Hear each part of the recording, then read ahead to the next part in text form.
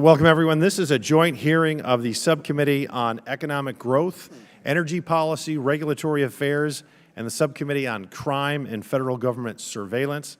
Will come to order. Again, I want to welcome everyone, and without objection, the Chair may declare a recess at any time. Without objection, the following members are waived on to the subcommittee for the purpose of questioning witnesses: Representative Andrew Clyde of Georgia, Representative Clay Higgins of Louisiana, Representative Wesley Hunt of Texas, Representative Chip Roy of Texas, Representative Maxwell Frost of Florida, Representative Eric Swalwell from California, Representative Joe Negese from Colorado, Representative Glenn Ivey of Maryland. And the majority and the minority will each control 10 minutes for the purpose of opening statements.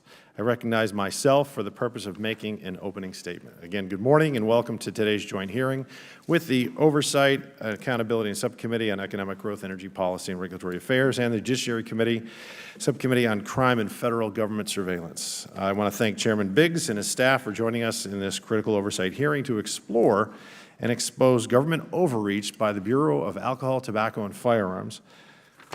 The Second Amendment to the United States Constitution plainly states, quote, "The right of the people to keep and bear arms shall not be infringed." Shall not be infringed. Four key and critical words. Ever since Mr. Biden took office, his administration has actively sought to infringe on this right. And I'm deeply concerned that the ATF and their recent actions against firearms manufacturers, federal firearms licenses, or FFLs, and law-abiding Americans who wish to procure and use firearms. Under the Biden administration, the ATF has been weaponized against gun owners and Americans who wish to acquire firearms in numerous ways in recent years. The ATF issued the, quote, "frame or receiver," unquote, final rule in April of 2022, infringing on Americans' ability to assemble their own firearms from component parts. More recently, the ATF issued a final rule at the end of January of 2023 that will have an effective impact of criminalizing the possession of stabilizing braces in most instances, even though those braces were lawful to possess for over a decade by the ATF's own guidance. These braces were originally designed to assist disabled veterans who were physically unable to utilize traditional pistols for self-defense or to enjoy recreational firearms activity. The Congressional Research Service estimates that, now get this, approximately 40 million of these devices are already in circulation. On November 26, 2012, over a decade ago, the Obama administration, their own ATF firearms technology branch, issued a letter to Mr. Alex Bosco, one of our witnesses here today, and the inventor of the stabilizing brace. The letter clearly stated that the ATF finds that the submitted forearm brace, when attached to a firearm, does not convert that weapon to be fired from the shoulder and would not alter the classification of a pistol or other firearm. It also stated that such a firearm would not be subject to the National Act or NFA controls. In fact, they underlined would not be. It's underlined in the letter. Millions of people acquired stabilizing braces relying on the ATF's determination, and they did it in good faith, made over a decade ago under the Obama administration, that these ingenious devices were perfectly legal and did not convert a firearm into a short barrel rifle subject to NFA controls. Now, anyone who has a stabilizing brace will be committing a crime after May 31st of this year unless they permanently remove and dispose of the stabilizing brace, turn in their firearm to a local ATF office, destroy the firearm, or try to obtain an NFA registration through a Byzantine process that includes marking the firearm so it can be traced. This rule will effectively turn many law-abiding gun owners into criminals if they fail to comply, even though Congress did not act. We didn't pass any new criminal laws or penalties related to stabilizing braces. We had unelected bureaucrats create a rule. It's not the way this should work. In addition to these overreaching regulations, the ATF has abused its enforcement authority at the direction of President Biden and other gun control advocates who simply don't care about the Second Amendment, and by extension our Constitution, or the proper role of government. In June of 2021, Mr. Biden directed the Department of Justice to adopt a zero-tolerance policy when inspecting firearms merchants, known as, again, the FFL, and to revoke their license for any violation, no matter how minor or unintentional. This policy has led the ATF to revoking licenses on the basis of small and technical paperwork errors without showing any pattern, intent, practice, or materiality. Revocations have skyrocketed in 2022 alone. The ATF revoked 90 licenses, more than any other year in 2006. So at the end of the day, unfortunately, the actions taken by the ATF have clearly demonstrated that the agency has changed its focus from those who commit crime to law-abiding Americans who wish to exercise their constitutional rights. Instead of going after actual criminals, the ATF, by changing the rules without any input from Congress, is trying to turn law-abiding citizens into criminals. It's unacceptable, it's unfair, and quite frankly, it's unconstitutional. This hearing will examine how the Biden administration's ATF has engaged in a host of practices to chip away at your constitutional rights. I want to thank the witnesses for appearing today and look forward to their testimony. I now yield to Chairman Biggs for the purpose of making an opening statement. Thank you, Mr. Chairman. I'm pleased to be here today. I thank you, Mr. Chairman, and your staff for hosting this important hearing today. The business before us today is a hearing entitled ATF's Assault on the Second Amendment. When is enough enough, close quote. And that really is the question of this. When is enough enough? That is a question that we have to resolve because there is a concerted effort to change the regulations that ATF has put in place and that millions of people have relied upon. ATF is engaged in various practices that seek to undermine the Second Amendment rights of Americans across the United States. The Biden administration has weaponized the ATF as it has weaponized every institution of our federal government. And this weaponization is an attack on law-abiding Americans. It is time for Congress to uphold the appropriate checks and balances by examining these actions by its own government against the American people. Hopefully today's hearing is just the beginning of holding ATF and countless other agencies under this administration accountable for its lawless overregulation of law-abiding Americans. And the good news is this is just the beginning of oversight, as we've been informed today that ATF will come to a hearing in April. We're having this hearing in part because the Bureau of Alcohol, Tobacco, Firearms, and Explosives has abused its rulemaking authority delegated to it by Congress, this body. Earlier this year, ATF issued a final rule titled Factoring Criteria for Firearms with Attached Stabilizing Braces. That rule effectively bans pistol stabilizing braces nationwide. We will hear today from the inventor of those braces. Disabled persons, including the disabled veterans for whom the pistol brace originally was created, will lose the benefit of this useful tool and potentially their ability to operate firearms entirely. The final rule provides that pistols equipped with stabilizing braces meet the definition of a firearm under the National Firearms Act, and that any weapons with stabilizing braces or similar attachments that constitute rifles under the NFA must be registered. Under this rule, millions of law-abiding gun owners will be forced to remove their stabilizing braces from their pistols, install longer gun barrels, register their weapons as short-barreled rifles, or destroy their braced weapons or face felony charges. You heard that correctly. Millions of law-abiding Americans will be turned into felons overnight by the stroke of a pen and without any congressional action. In other words, by unelected bureaucrats who believe they can make law, apply law, enforce and adjudicate law. That is something every American should be concerned about because that is the definition that James Madison wrote so eloquently in the 62nd Federalist, is the definition of tyranny. And it doesn't just apply to this agency. Those of you who applauded in this agency, will you applaud it in every other agency when an administration changes and you've been relying on a rule and it changes without your elected representative weighing in on it? This is not an international, but a nationwide threat. This is not what our nation's founders intended. This rule terrifies my own constituents. They ask me how Congress passed this law. They're shocked when I describe the administrative rulemaking process. They did not vote for this. They didn't elect the individuals making these decisions. And in fact, I didn't vote for this. That is a huge problem. The pistol brace rule exceeds the ATF's statutory authority. Congress has neither criminalized the use of pistol braces under the Gun Control Act, nor authorized their regulation under the National Firearms Act. To make matters worse, for more than a decade, ATF actually told the manufacturers and consumers of pistol braces that the devices were perfectly legal before this abrupt about-face. That can happen with every agency.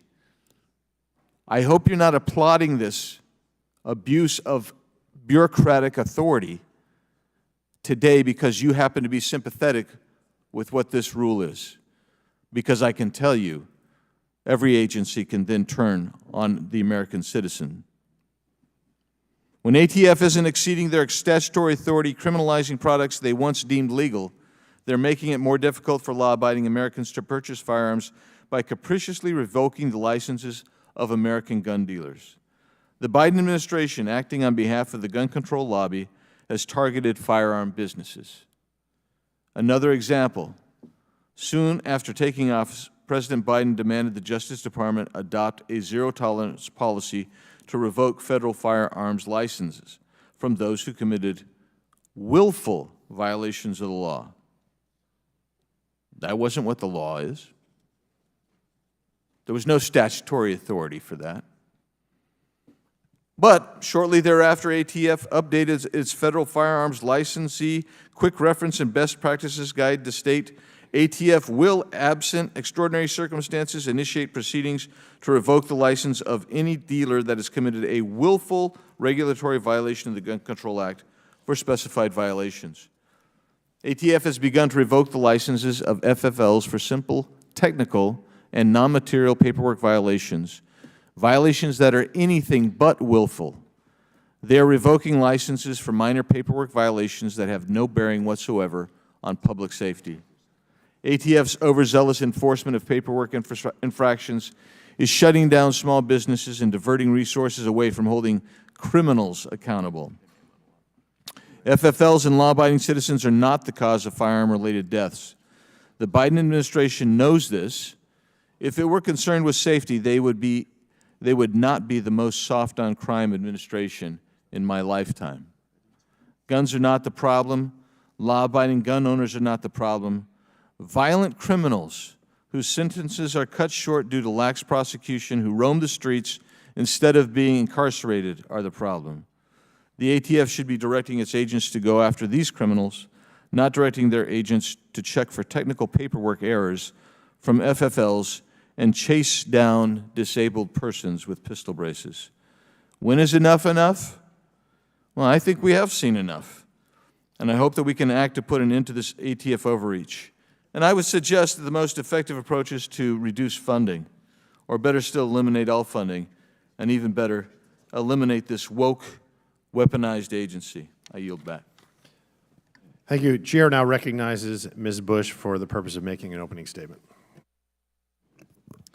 Thank you, Mr. Chairman, and thank you to our ranking members, Raskin and Nadler, and Ranking Member Jackson Lee, as well as to the gun safety advocates in the room and to all the survivors in the room.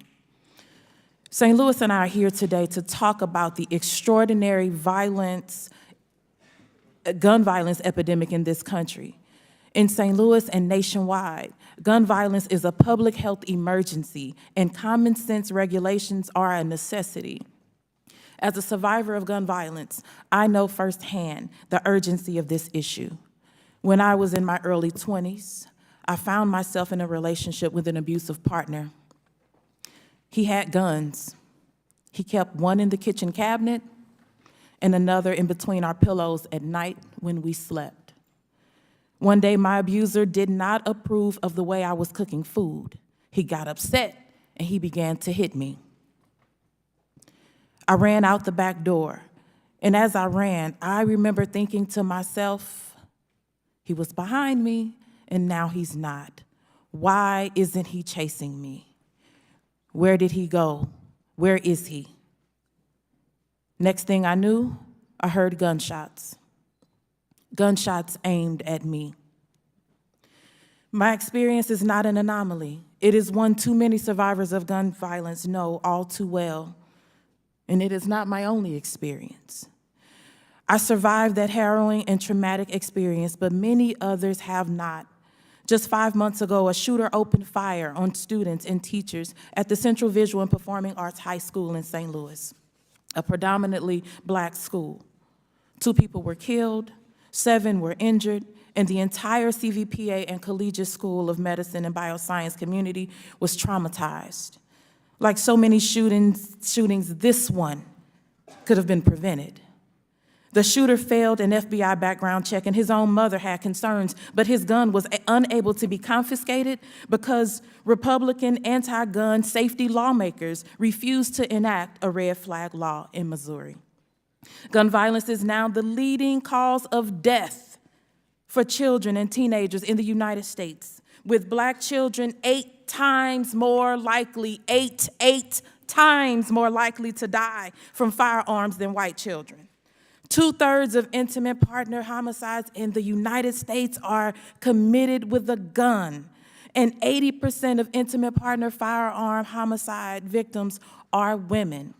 Nearly 80% of homicides are committed with a firearm, and this year, we have already had more than 100 mass shootings. It's only March.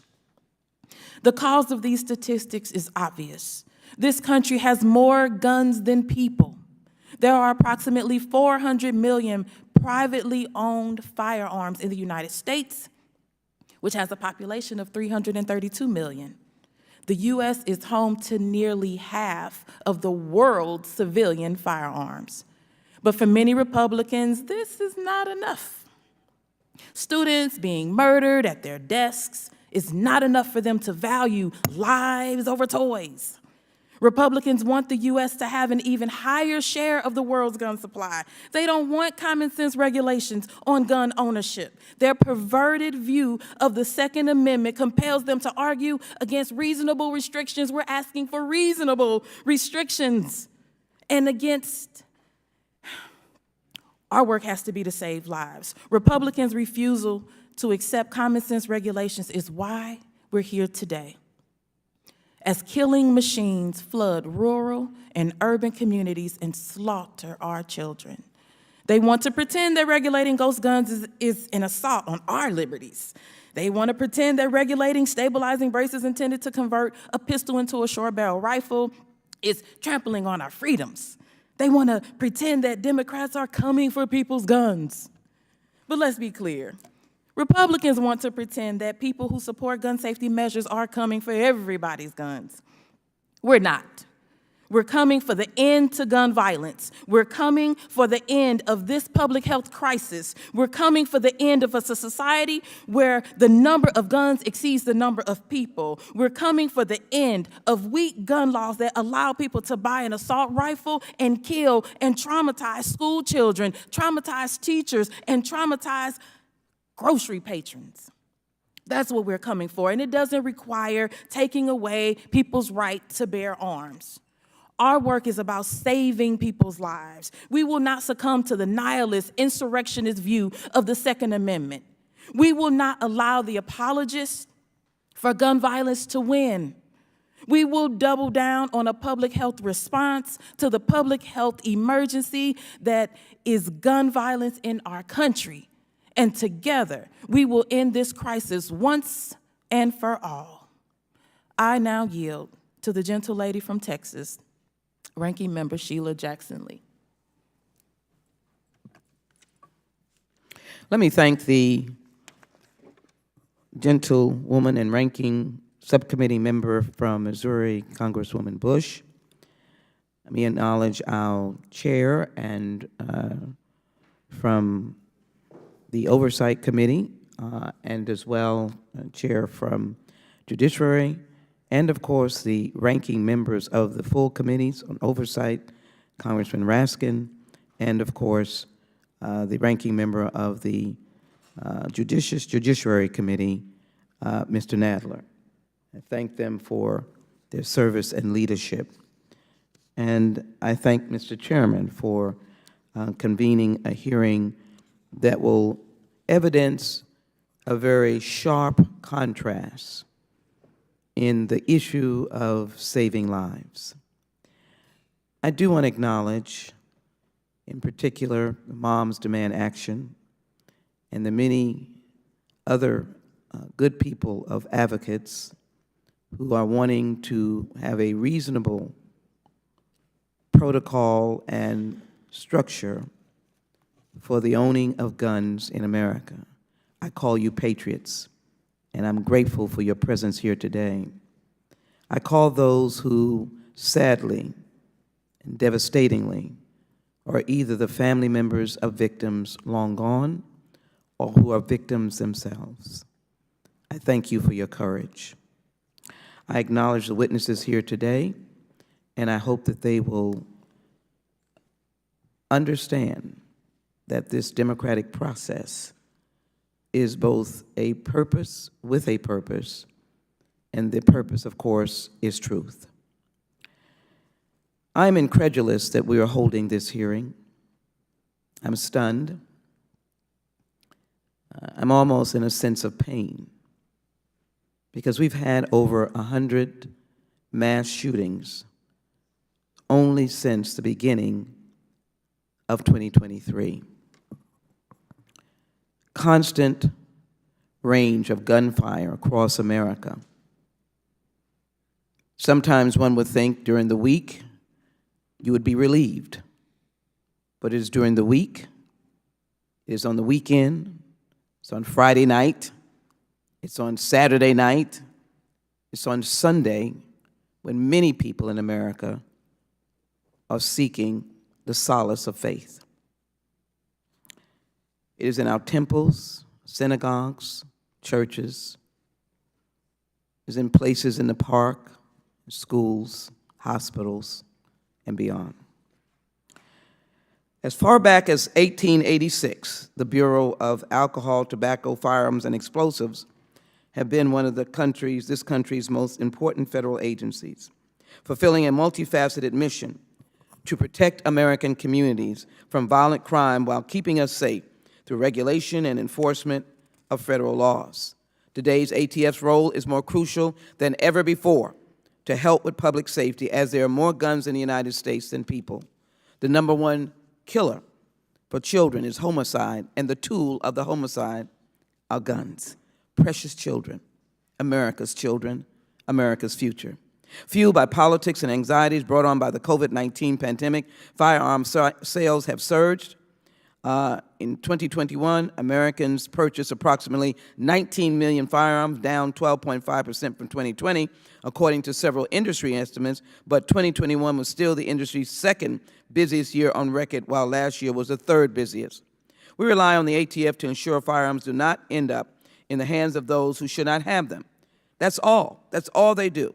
And to regulate the purchase and transfer of firearms, licensing of firearms, manufacturers and dealers, and innovations within the industry to ensure compliance with federal law, particularly when manufacturers and dealers attempt to circumvent long-standing statutes and regulation. Contrary to what some of my Republican colleagues might say, evidence shows that more guns lead to more shootings. Gun violence is now the leading cause of death among children, as I said, while an average of 70 women are shot and killed by an intimate partner every month, and every day, 316 people on average are shot.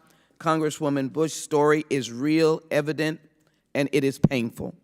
In an average year, guns account for roughly 2/3 of homicides. However, in 2020, 77% of murders involved firearms.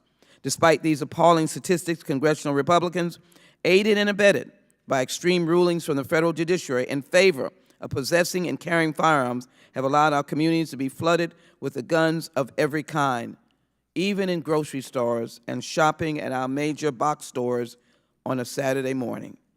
This push to reduce regulation and enforcement, along with the surge in gun sales, has only made communities across the country, rural, urban, and suburban, less safe.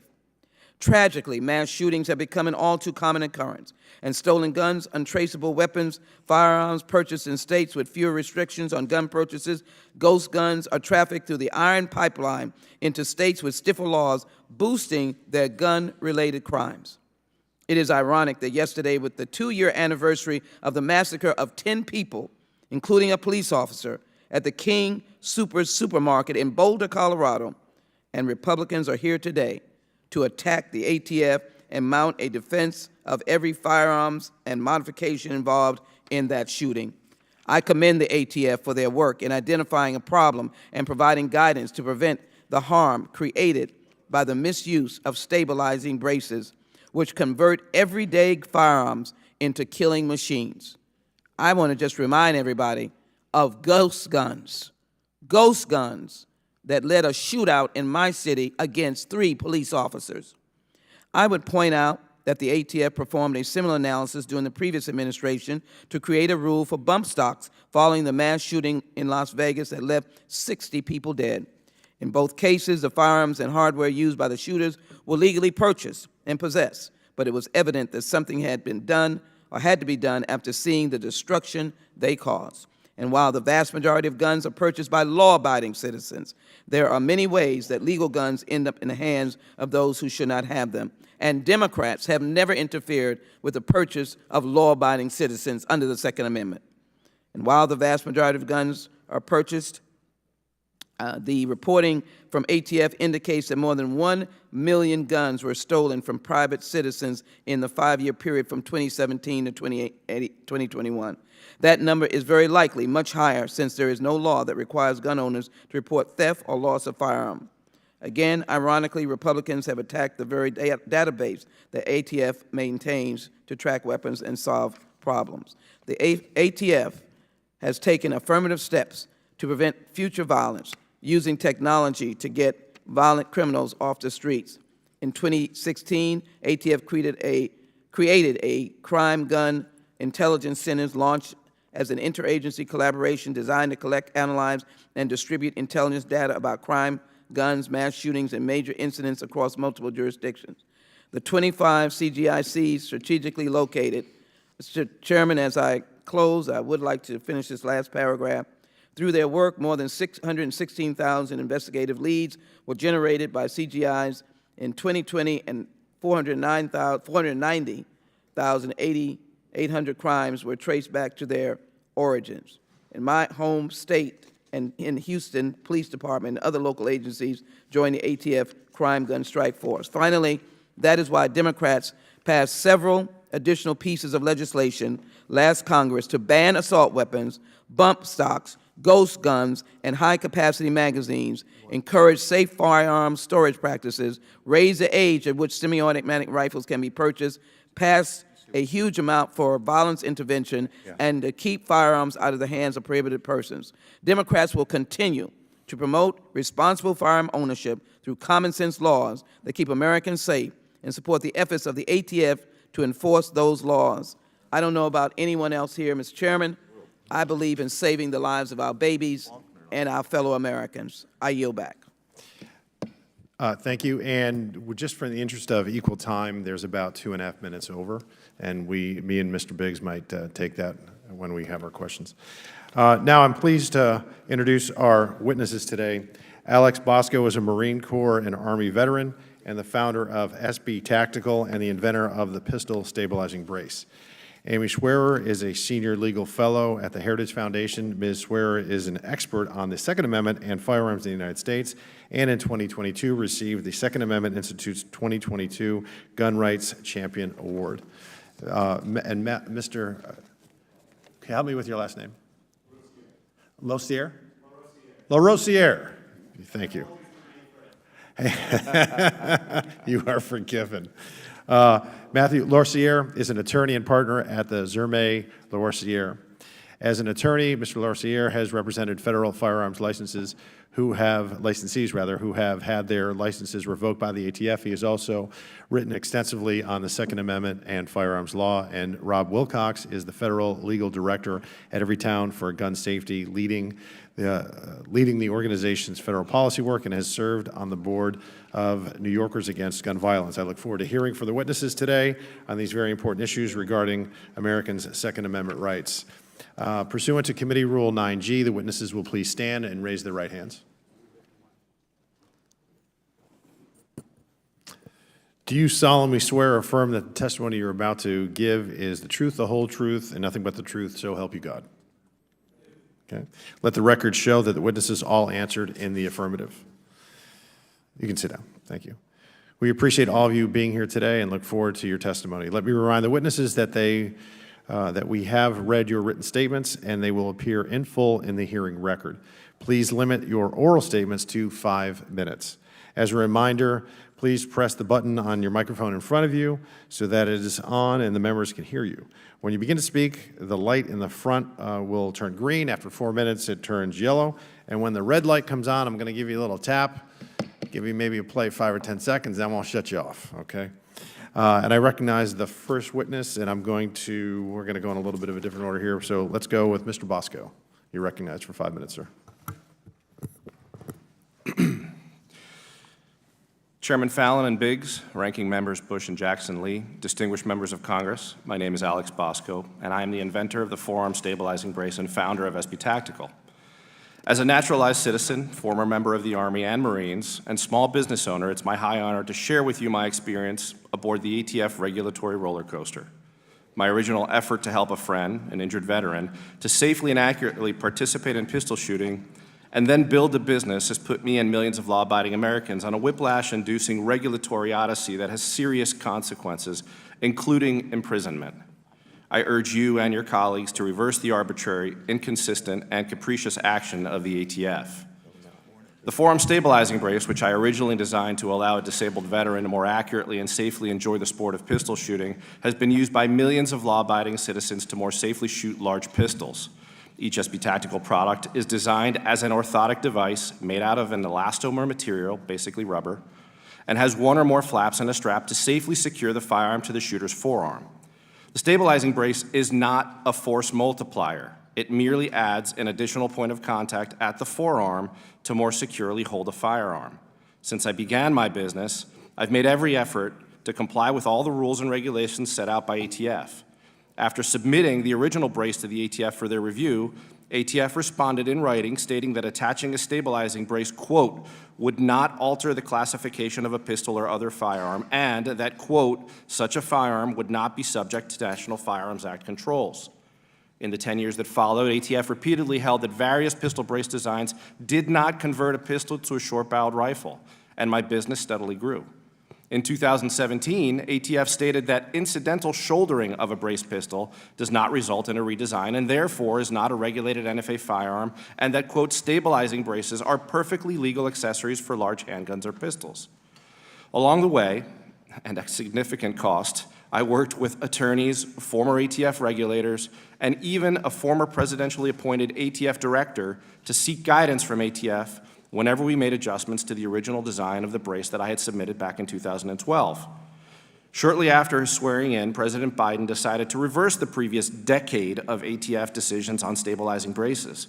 He ordered ATF to treat pistols modified with stabilizing braces as short-barreled rifles subject to NFA controls. This change, the president said, would require an owner of a pistol equipped with a stabilizing brace to pay a $200 fee, submit their name and other identifying information to the Justice Department, or face criminal penalties. The president even admitted that his goal was to make these changes, and I quote, without having to go through Congress. ATF responded to the president's directive and published a final rule on January 31st, 2023. The effects of this change are enormous. According to the ATF, millions of Americans who followed ATF's advice for the past decade have, unbeknownst to anyone, been committing felony crimes. And ATF almost certainly underestimates the scope of the impact of the rule.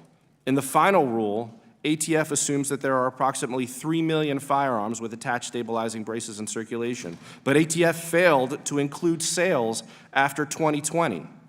SB Tactical alone sold more than 2.3 million braces since 2020. Unless this rule is put on hold by Congress or the courts, the company I founded and many others will go out of business soon. Furthermore, responsible gun owners will be harmed. None of them want to run afoul of the NFA as a result of ATF's flip-flop. But neither do they want to purchase new braces when ATF now says that in order to use these braces, people must register in a federal database and submit their photographs and fingerprints to the government. The effects of ATF's rule is to put out of business the industry that ATF itself fostered for 10 years and punish consumers who relied on ATF's prior decisions. Ironically, this rule eliminates an important and widely adopted safety feature that will arguably make the sport of pistol shooting less safe. Ultimately, this rule should be seen for what it is: circumvention of the legislative process. In Federalist Paper 47, James Madison observed that, quote, "The accumulation of all powers, legislative, executive, and judiciary in the same hands, may justly be pronounced the very definition of tyranny. It is in Congress that the legislative authority is vested, and the President must faithfully execute those laws. The President and the ATF don't get to do both.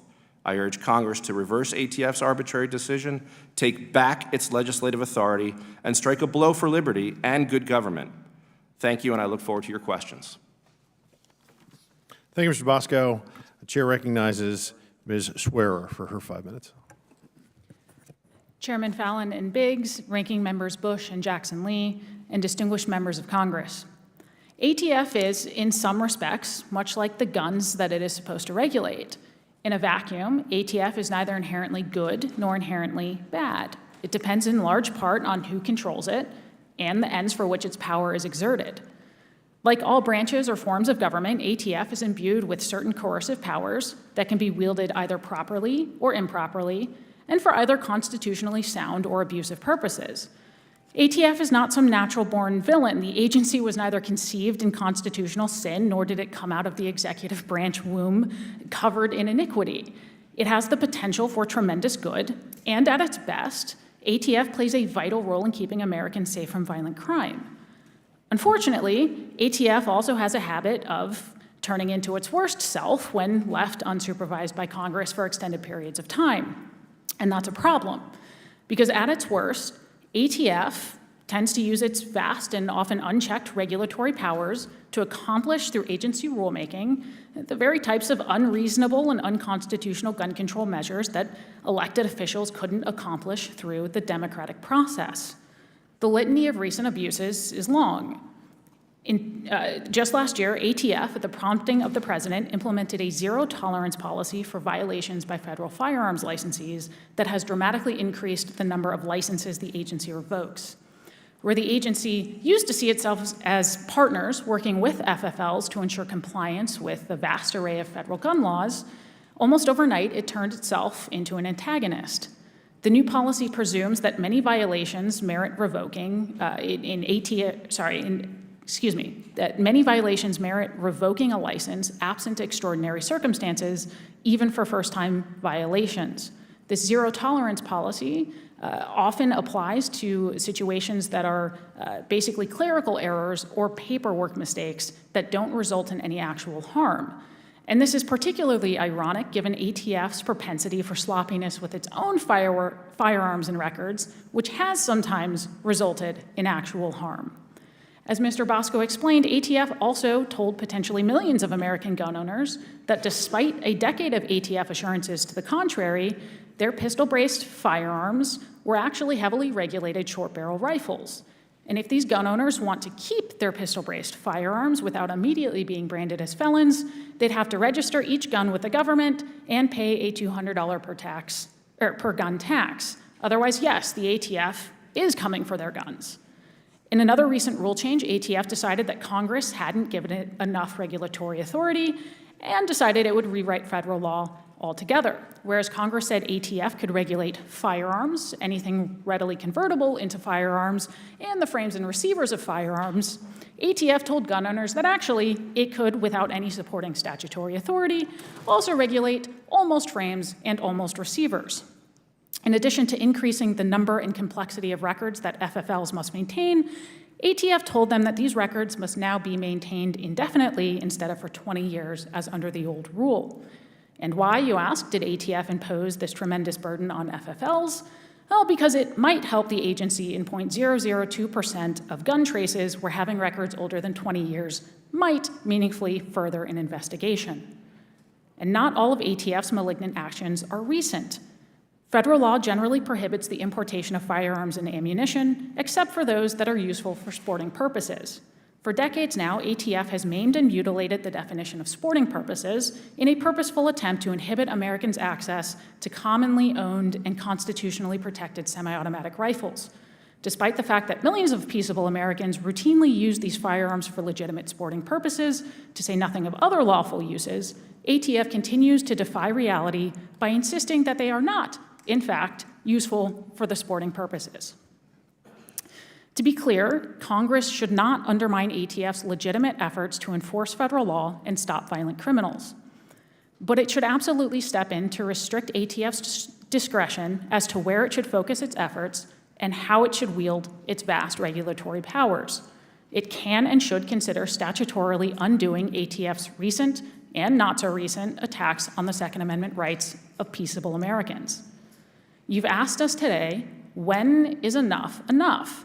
How long, O Lord, will ATF continue being its worst self at the expense of peaceable Americans?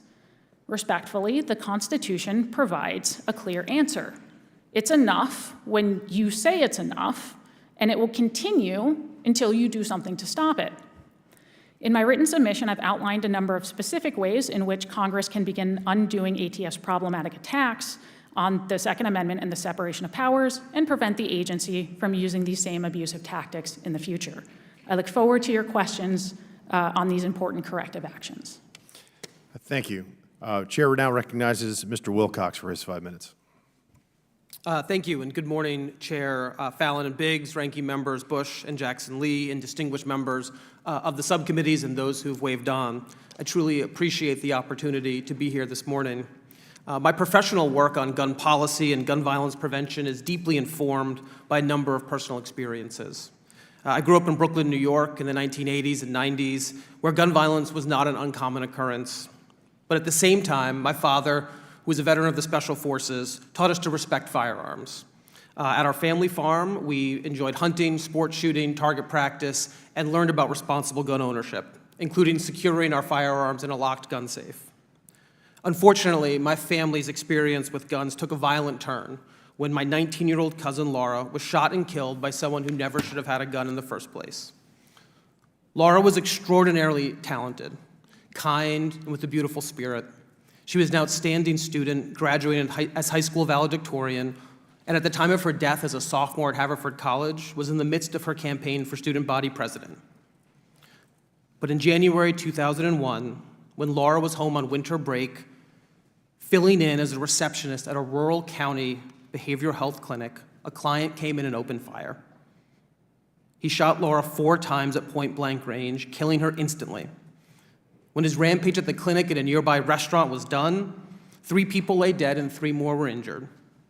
Another mass shooting in a long line of mass shootings that doesn't always break through the national media.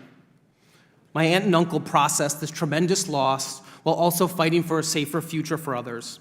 They became advocates who turned pain into progress, working to pass dozens of gun safety laws, and they're role models. I've now spent 20 years of my career working on gun policy and law around firearms. And one thing I know for sure is that ATF plays an essential role in keeping us safe by enforcing the laws on the books.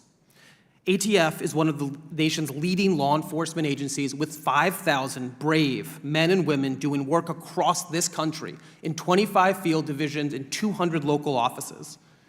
Its mission is clear: to protect the public from violent crime.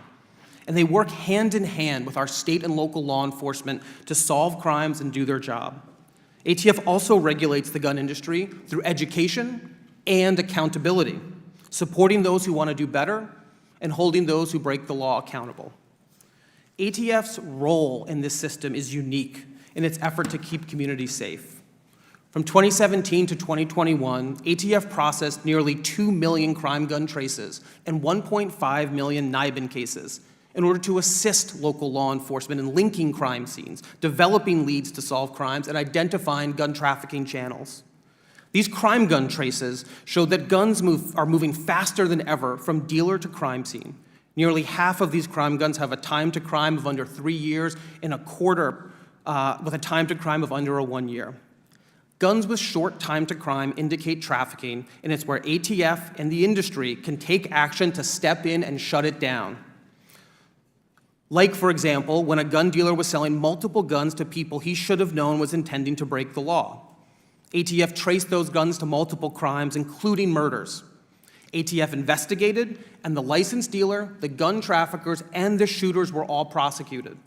The fact of the matter is that only ATF can make sure there's accountability from the shooter up to the supplier.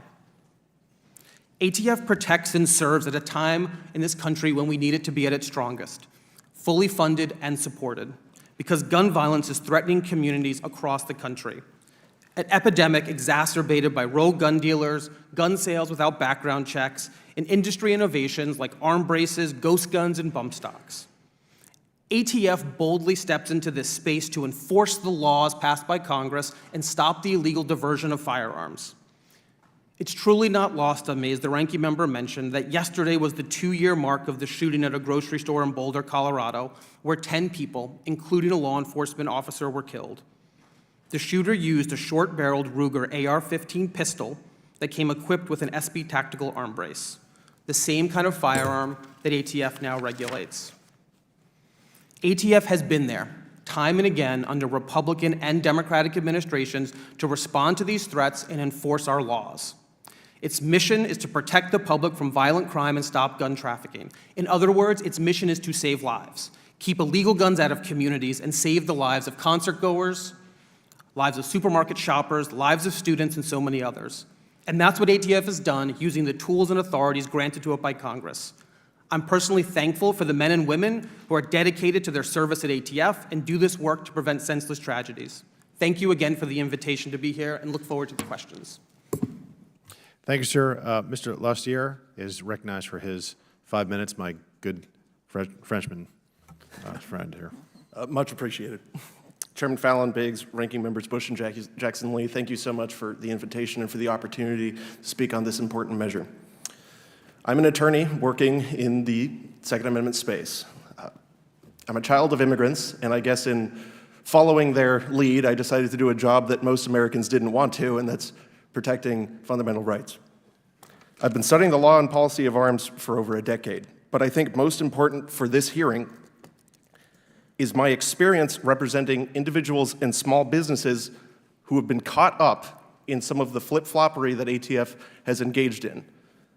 Representing individuals and small businesses that have had their lives shattered, their employees left jobless because of, frankly, innocent omissions that were characterized as intentional misconduct by the ATF. These individuals, oftentimes in the firearms industry, are employers with less than 15 employees.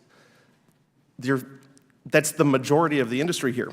And I've represented these people for nominal or no fee, frankly, because I feel it's the right thing to do. And what I've seen ATF doing in these prosecutions is extremely concerning. The threats that are posed by ATF's overreach are not theoretical. They're very real. And they're not limited to arm braces or the zero-tolerance rule either. I'd like to tell you guys about Patrick Tate Adamiak. He was a 28-year-old Navy sailor, and he was recently convicted for dealing in machine guns. Now, looking at that headline might not cause you to take a second thought. But when you scratch a little deeper, the machine guns Tate was convicted of dealing in were actually boxes of cut-up, inoperable parts that the ATF had approved the importation and sale of as unregulated parts kits years ago. And then in an unpromulgated, unpublicized change of opinion, ATF decided that that amount of cut-up was not quite cut up enough. They'd secured a conviction, and again, 28-year-old Tate, who dealt in parts that were purchased in open commerce with a credit card, is now awaiting sentencing, and his plans of marriage are indefinitely on hold. I'd like to tell you about Matthew Raymond Hoover, who's a political commentator who is accused of advertising metal cards with a drawing of an alleged machine gun part on it. A drawing. ATF took the incredibly aggressive position and vindictively is prosecuted Mr. Hoover, suggesting that this drawing is actually a combination of parts. He is facing over 60 years in prison, a cancer-stricken man with not an ill-willed bone in his body, and several young children. I think it's important when we think about the pistol brace problem to look at what law we're dealing with. We're talking about interpretations of the National Firearms Act. This is an act that in its original drafts sought to regulate handguns. And this is why it sheds some light as to just how absurd the pistol brace problem is. Short-barreled rifles were added to the act to correct an obvious loophole to a handgun restriction. For it was raised in the hearings that if pistols were regulated, but you could simply cut down a rifle, well, that would be the effective equivalent of a pistol. Later on, to secure passage, the reference to pistols and revolvers were slipshottedly removed, but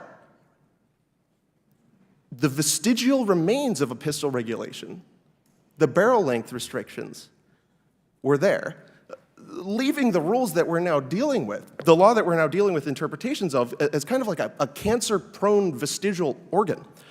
It doesn't accomplish anything useful, but as many Americans and some of my clients have found out, it sure can get you into trouble.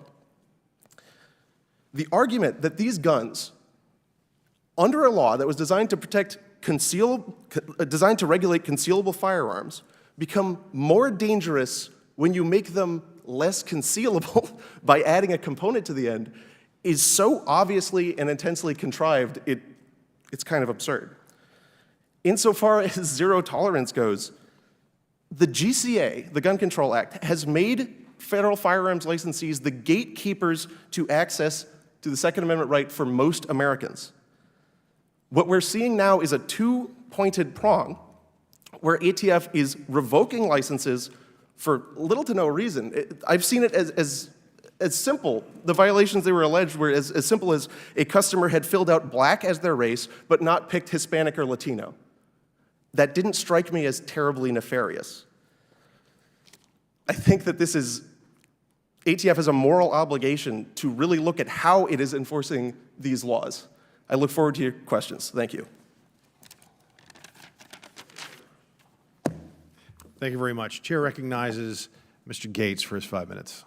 The Nonpartisan Government Accountability Office issues a report in June of 2016, Firearms Data. The ATF did not always comply with the Appropriations Act restriction and should better adhere to its policies. Mr. Wilcox, you're the witness the Democrats have invited here today. Are you familiar with that report? I am. And does the fact that the ATF broke the law concern you? The report, I believe, supported ATF's action in cataloging records to stop crime. I'll read from it. It says, a technical defect allows ATF agents to access data, including purchaser data, beyond what ATF policy permits. Do you take any umbrage with that conclusion? ATF has been collecting out-of-business records pursuant to a law signed by Ronald Reagan, and President Trump digitized more records than any other president. I don't care who did it. I'm just worried about the impact on my citizens. And I would acknowledge there may be Republican presidents who didn't do enough in the 80s to protect our gun rights. But on this finding, the ATF had to delete 252 million records, didn't they? So this is a tool that's helped solve 50% of crime. Oh, wait. Traces. Did they have to delete 252 million records? What I know about this tool is that it's a That's how I'm crime-fighting asking tool. you. Did they have to delete? You said you're aware of the report. Is that conclusion correct? They had to delete 252 million records. I'm not aware of that line, but what I'm aware Okay. of is the tool, Well, crime-fighting tool. I'll represent to you that that's what had to happen. The fact that the government collected 252 million records that was beyond the law, beyond policy, never approved according not to me, not to my fellow Republicans, but to the GAO. Should that be concerning to us, that scope of records being collected? ATF's collection of out-of-business records was fully compliant with the law. That's not what the GAO said, so you disagree with the GAO report. Well, there's 2 points they made. One is the collection of out-of-business paper records that FFLs keep. The second piece was the collection of electronic records that FFLs keep. And what the GAO said was the electronic records were not being converted sufficiently. And that's Right. what ATF So that's why they fixed had to delete become in compliance with the law. Because they had gone beyond their authority. You see, that's the concern of my constituents. When they go beyond their authority, and you may find those things virtuous, but no one elected you. They elected us to make the laws, and when we make the laws and they don't follow them, then people's rights get diminished. Another area is this issue of the arm braces. Now, in Mr. Wilcox's testimony, he says that an arm brace makes a weapon more powerful. Mr. Bosco, you know a lot about arm braces, don't you? I do. Do arm braces make firearms more powerful? They do not. They do not. Does it concern you that the witness that the Democrats brought would make such a claim that is obviously disproven by any utilization of those arm braces? I hope that my testimony today can help everyone here understand that the brace does nothing to make the weapon any more dangerous than it already is. And so when you've got the ATF going beyond their authority, collecting 252 million records that they have to destroy, well, that can just be explained because they're doing their best. But when Americans get inadvertently converted to felons because the ATF has exceeded their authority, there is no such grace for them, is there, Ms. Swear? That would seem to be the case under the recent policy change to zero tolerance. Zero tolerance for our fellow Americans when they're trying to exercise their rights and protect their liberties, but all the tolerance in the world for a corrupt bureaucracy that is violating the law, exceeding their authority, and collecting records that they have no business collecting. I would make this final observation. I had the great privilege to spend 2 years on the House Judiciary Committee with the gentlelady from Missouri, and while she and I disagree strongly on this issue, her beliefs are sincere, and they are strong, and they are powerful, particularly when she expresses them. And so when she says to people that she wants to defund the police, she means it. And when she says in this committee meeting that gun violence is a public health emergency, well, she means that too. And our fellow Americans know the impact of folks up here in Washington declaring everything and anything a public health emergency. It means you're more likely to be locked in your homes, deprived of your freedoms, less healthy, less safe, less secure, and less able to live a truly American life. So know this, when the left talks about this as a public health emergency, get ready to see those enhanced authorities abused by the ATF. And, Mr. Chairman, it is my sincere hope that in the very near future, we will have those very folks from the ATF here. And I intend to be utilizing the new rules that we have in the House of Representatives to offer amendments to the Appropriations Act to zero out their salaries for breaking the law and abusing the liberties of our fellow Americans. Thank you, and the chair now recognizes Mr. Raskin for his 5 minutes. Thank you much, Mr. Chairman. The stabilizing braces have evolved significantly from their original intended use, which was allowing disabled gun users to fire an AR-style pistol. Today's braces are largely used to exploit a loophole in the regulatory structure to allow owners to turn their weapons into short-barreled rifles, efficient weapons of war, without triggering traditional ATF oversight of this kind of weapon. But don't take my word for it. Take the word of the people who use these so-called wrist stabilizer braces. Please play the video if you would. You see a gun like this and you're like, how the heck is a barrel with that length a pistol? Well, we're not here to talk about that. We're here to talk about SB Tactical and their stabilizing braces. 4 pistols. The end here, which is a rubber type of configuration. It's adjustable if you want to run your arm through it, and do so you can, and tighten it down to your forearm, which of course is what the braces were originally intended for.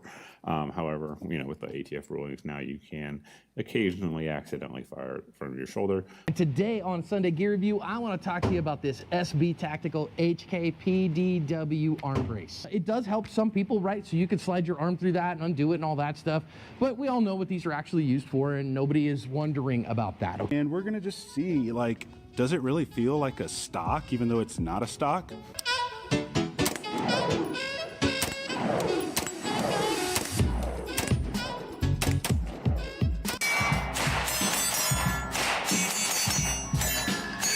back to this brace. It changes the game, like I said. It gives you 4 points of contact with the occasional shouldering. Got it loaded up? Let's see the difference. Now you've got a very shorty boy, right? So you can put this guy obviously in a briefcase if you wanted to, in a backpack. Mr. Wilcox, why are short-barreled rifles more dangerous and strictly regulated than other kinds of firearms? Short-barreled rifles are more easily concealable than long-barreled rifles, but have more destructive power than traditional handguns. For example, common ballistic vests worn by police protect against handgun ammunition, while rifle ammunition, like those fired by short-barrel rifles, can penetrate it. And what's the difference between a short-barreled rifle and a firearm with a stabilizing brace, as we saw brandished in the video there, and as we see on the poster behind me? When it comes to usability, I think next to none. There really is no difference in the power and potential violence of the weapon, and there's very little difference in the weapon's design. Look, our colleagues know that gun violence is the leading cause of death among children in the United States of America today. They know that more people proportionately die of gun violence in America than in any other industrialized country on earth, whether we're talking about Canada or Germany or France, United Kingdom, Japan, Israel, you name it. They know that the states with the highest rates of firearm deaths are the ones with the weakest gun laws, and the states with the lowest levels of firearm deaths have the strongest gun laws. But they say that all of this chaos and destruction is just the necessary price we have to pay because of the Second Amendment. All those thousands of people gunned down at church, in school, at the Walmart, in parks and grocery stores are just the human sacrifice we've decided to pay as a society for our Second Amendment. My colleagues, this is a lie. Our colleagues advance a completely flawed theory of the Second Amendment, which leads them to oppose even reasonable common sense gun safety rules that the Supreme Court has approved and which the vast majority of Americans endorse. Our colleagues embrace what's called the insurrectionist theory of the Second Amendment. Our colleague, Mr. Gates, says the Second Amendment is, quote, about maintaining within the citizenry the ability to maintain an armed rebellion against the government if that becomes necessary. Our colleague, Chip Roy, says the Second Amendment was designed purposefully to empower the people to resist the force of tyranny used against them. And Congresswoman Boebert says the Second Amendment, quote, has nothing to do with hunting unless you're talking about hunting tyrants, maybe. Well, this theory is completely debunked and destroyed by the text of the Constitution itself and by Supreme Court precedent. And yet their theory of the Second Amendment is killing Americans. Article 1, Section 8, Clause 15 of the Constitution gives Congress the power to provide for calling forth the militia to execute the laws of the Union and suppress insurrections and invasions. The Republican Guarantee Clause tells the U.S. Congress to guarantee a Republican form of government to the states and to protect them against domestic violence. There's 6 other provisions in the Constitution, including the Treason Clause, that debunk what they're saying. And we're going to have to get through their false notion of the Second Amendment in order to save human life. Thank you. I yield back. Thank you. The chair recognizes Mr. Donalds for his 5 minutes. Thank you, Mr. Chairman. Real quick, I find it interesting that my colleagues have no problem with the ATF going outside its boundaries with respect to this brace. Meanwhile, my colleagues have no issue with the fact that the President of the United States has made a complete bastardization of asylum at the southern border, which has led to more fentanyl killing more people between the ages of 18 and 45 in the United States. Fentanyl is the #1 killer of Americans in the United States, and they have no problem talking about that. They don't even want to discuss it, but we're here talking about this. Ms. Swearer, you just saw the video that was up on the screen. Do you have a response for this video? Yes, though I suppose Mr. Bosco does as well. I think it's being used in a way to misconstrue the reality of SBRs. Like SBRs are actually still used by plenty of Americans who do have disabilities, but also just from the standpoint of SBRs themselves, they were the loophole, an attempt to regulate a loophole while trying to essentially ban handguns. Their restriction under the NFA has always been irrational. This idea that somehow a 14.5-inch barrel is more concealable than a 16.5-inch barrel when you walk in to commit a mass shooting, and that's why they choose it. It's just not realistic. It's the same gun. If you take that same gun and put it in a 16-inch barrel, if anything, the muzzle velocity will be increased when it is fired. So it just doesn't make a whole lot of sense. And I'm sure Mr. Bosco has some thoughts on that as well. I mean, Mr. Bosco, you're the inventor. What do you think? Yeah, thanks. You know, I think there's a lot of people online, and we've seen some of those videos. The reason I invented the brace was for people with limited mobility. Well, that was the inception. That was why I made it. It was for a friend. Yes, there are people that are not using my product the way that I've designed it to be used, but the intent has always been that. The idea that by adding a brace to a pistol makes the firearm more concealable and therefore more dangerous is laughable. It's a piece of plastic. It weighs a certain amount. It makes the firearm longer. It's not making the firearm more concealable. It's making it less concealable. Mr. Bosco, let me ask you a question. How many Americans do you think will become felons as a result of this rule? Well, I think we should probably look at what Congressional Research Services did. They came up with a study that said anywhere between 10 and 40 million Americans own arm braces at this moment. If we use the smallest number that they have, which is 10 million, you will have an effect that come, I believe it's May 16th, which is the deadline. If someone wasn't smart enough to look up the Federal Register, who didn't know about this rule, from one day to the next, he will be in possession of an unregistered short-barreled rifle, and he will be committing a crime which is punishable of up to 10 years in prison. It's a felony offense, $250,000 fine. So in order to avoid this, the American would have to spend $200, get their fingerprints taken, get a photo of them given to the ATF. Am I correct in that? So the agency, even with this, has flip-flopped back and forth. Originally, they were suggesting that Americans pay $200. And Mr. Bosco, not to totally cut you off, let me ask you this question real quick. Did Congress pass a law to stipulate the ATF do this? Unequivocally, no. Mr. Wilcox, how you doing? Fellow Brooklynite over here. Grew up the same time. Let me ask you this question. Do you think it's okay for the ATF to act outside of congressional legislative authority, criminalizing 10 million Americans who are currently law-abiding citizens? It's good to see another proud son of Brooklyn.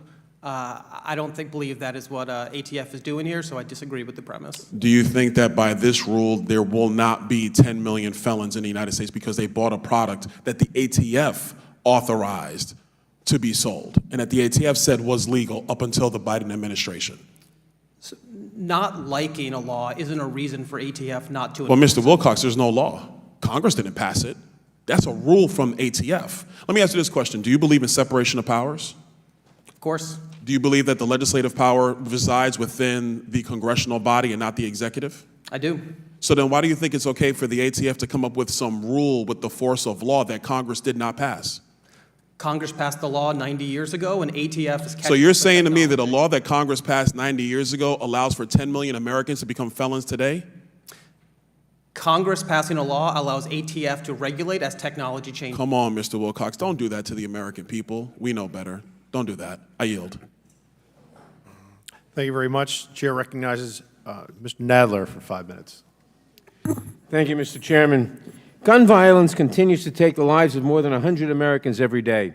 It changes how safe we feel in our schools and in our houses of worship. It reduces vibrant cities to somber headlines. It takes our loved ones, old and young, and leaves us with another anniversary of lives cut short in a community forever changed. One of those tragic anniversaries was yesterday.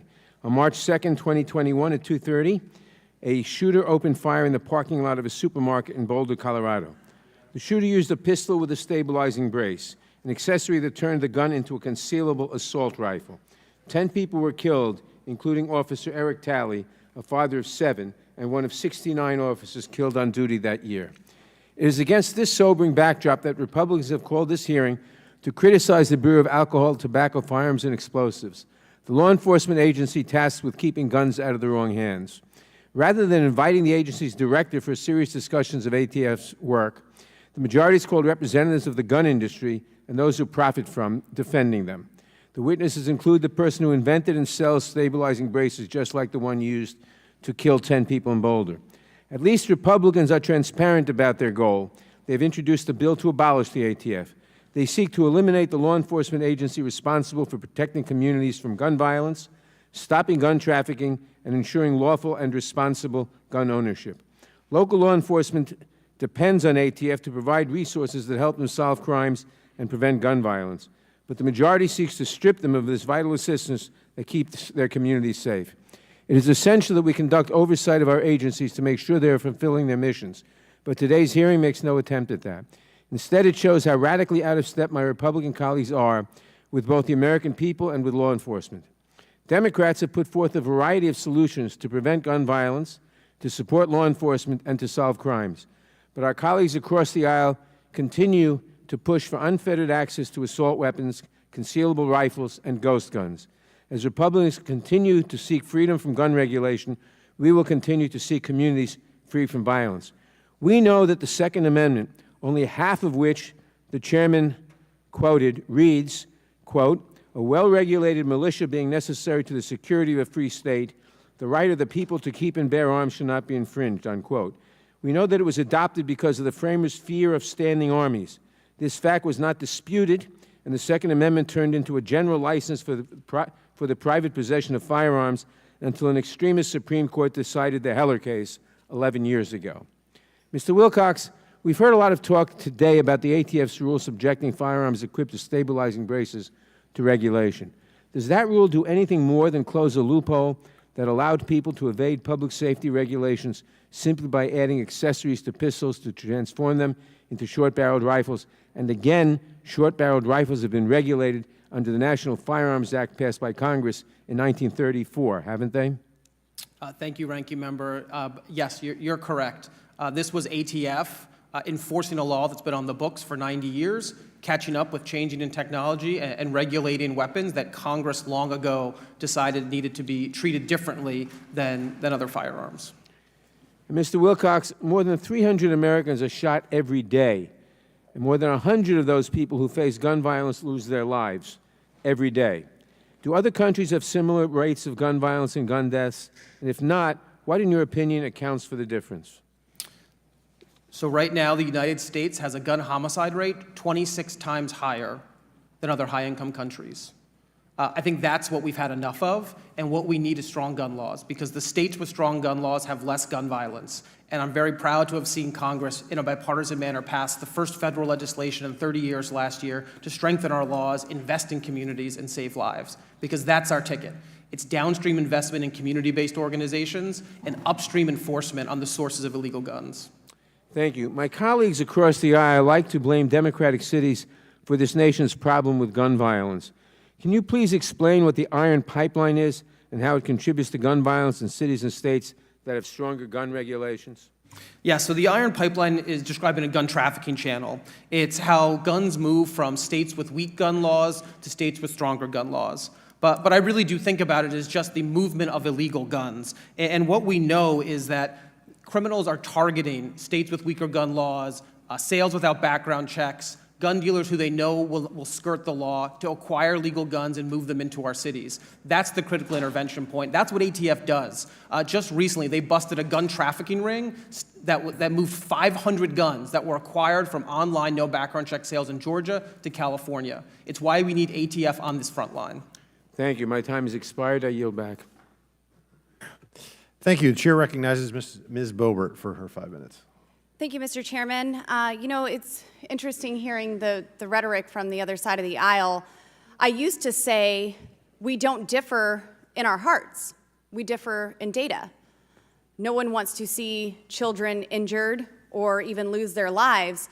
However, especially since serving in Congress, I've seen that Democrats do differ in their hearts because they're doing nothing to save lives in the womb. We had a Born Alive Act where one Democrat voted in favor of a full-term baby who is being aborted and survived that abortion, would be born alive, and then issued medical care to save that child's life. So we do differ in our hearts.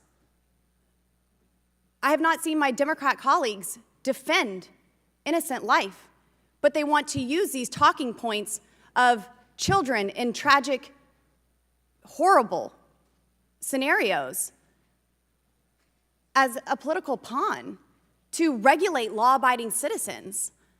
Now, for far too long, rogue politicians and partisans at the ATF have really run amok, infringing and trampling on the Second Amendment, the rights of the American people. This shall not be infringed, period. There's no comma after shall not be infringed.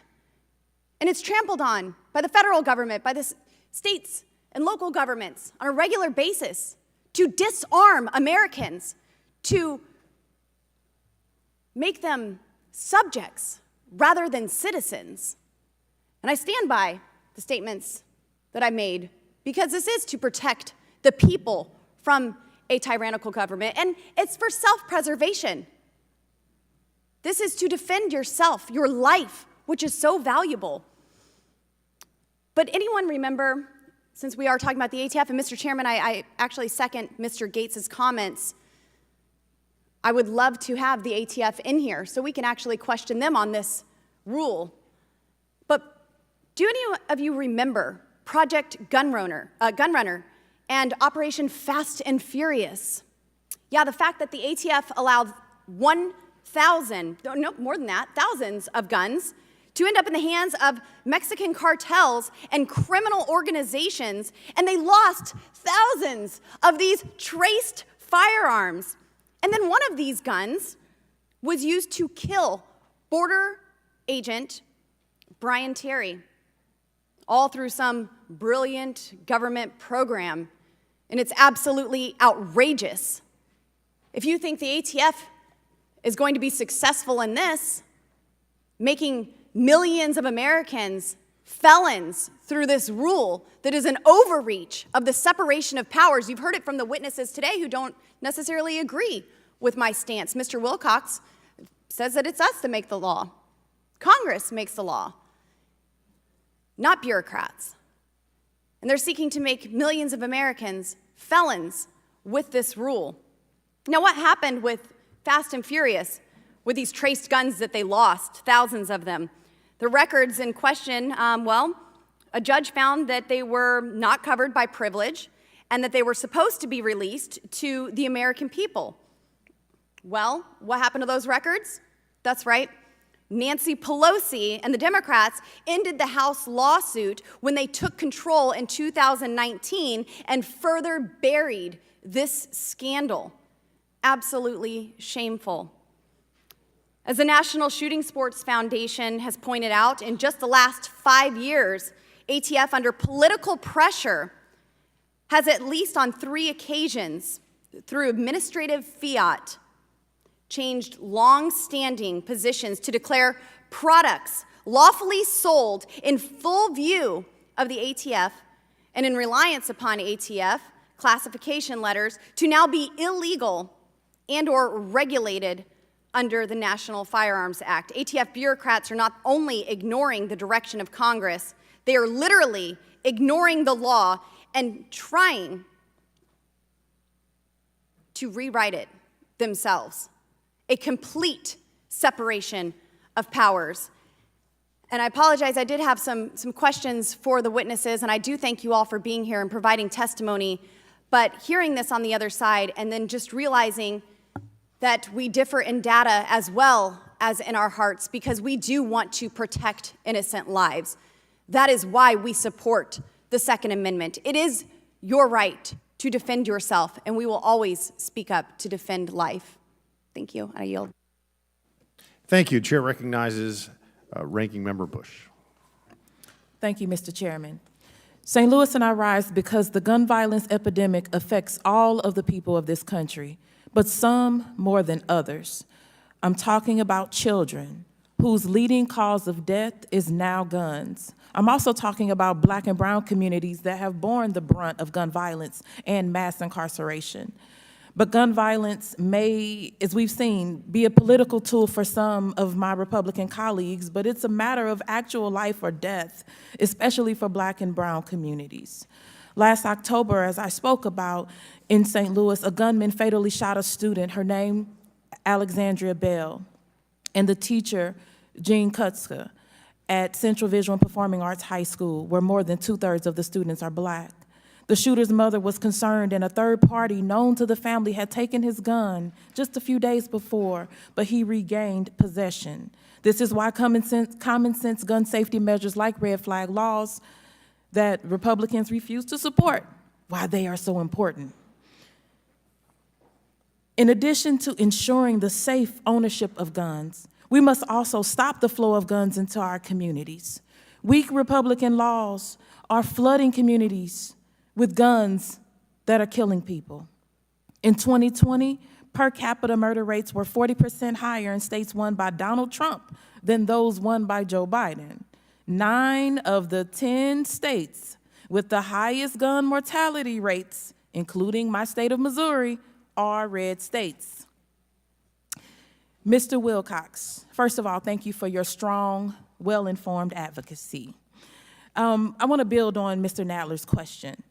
Can you explain how the iron pipeline and weak Republican laws, gun laws, disproportionately harm Black and brown communities?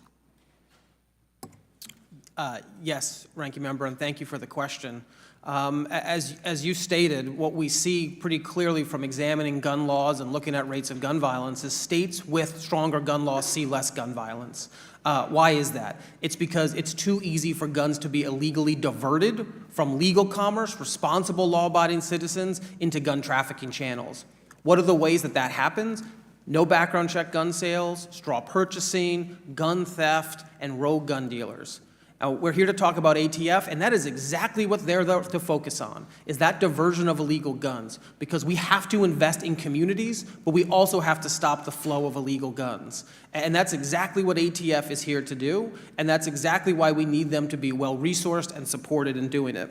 One of the most troubling things we saw during the pandemic most recently is guns are moving even faster from dealer to crime scenes, especially when it comes to young people. You see almost 40% of guns that were used in crime by young people in 2021 move from the gun dealer to that young person's hand in under a year. That's where we have to intervene. That's where we have to stop it. And for those in the industry that want to help out, let's give them that tools and education. For those who want to look the other way, let's actually hold them accountable. Thank you. Thank you. And instead of blaming, as we often hear, Black and brown communities for gun deaths, we need to, and I will continue to say it, make sure that there's a public health approach to address this pandemic, this epidemic. Mr. Wilcox, can you tell us how can a carceral strategy solve the gun violence epidemic? I don't think you can do it alone. I think there has to be accountability, but I think we also need investment. We need investment in community-based organizations that are doing the work on the ground, proven effective with cognitive behavioral health therapy, hospital-based violence intervention, street interruption. These are proven effective programs that we need to be investing in to intervene prior to acts of violence. On the other hand, there are laws and people have to be held accountable if there's violence, but more importantly, if they're moving guns into the iron pipeline, into the gun trafficking pipeline. We have to invest downstream in community, and we have to hold upstream accountable the suppliers of illegal guns. Thank you, because a carceral strategy cannot be the answer. Thank you for that. I think it's a critical point that you just made, and just our response to this crisis cannot be mass incarceration. I just want to make that clear. Many communities around this country face high rates of gun violence and are disproportionately targeted by the carceral infrastructure that becomes the default response to every single social problem. This only results in compounding trauma and a cycle of violence that doesn't help anyone. The only path forward is through investing in our communities using evidence-based public health strategies that will solve this public health crisis. Thank you, and I yield back. Thank you. Chair recognizes Mr. Moore for his 5 minutes.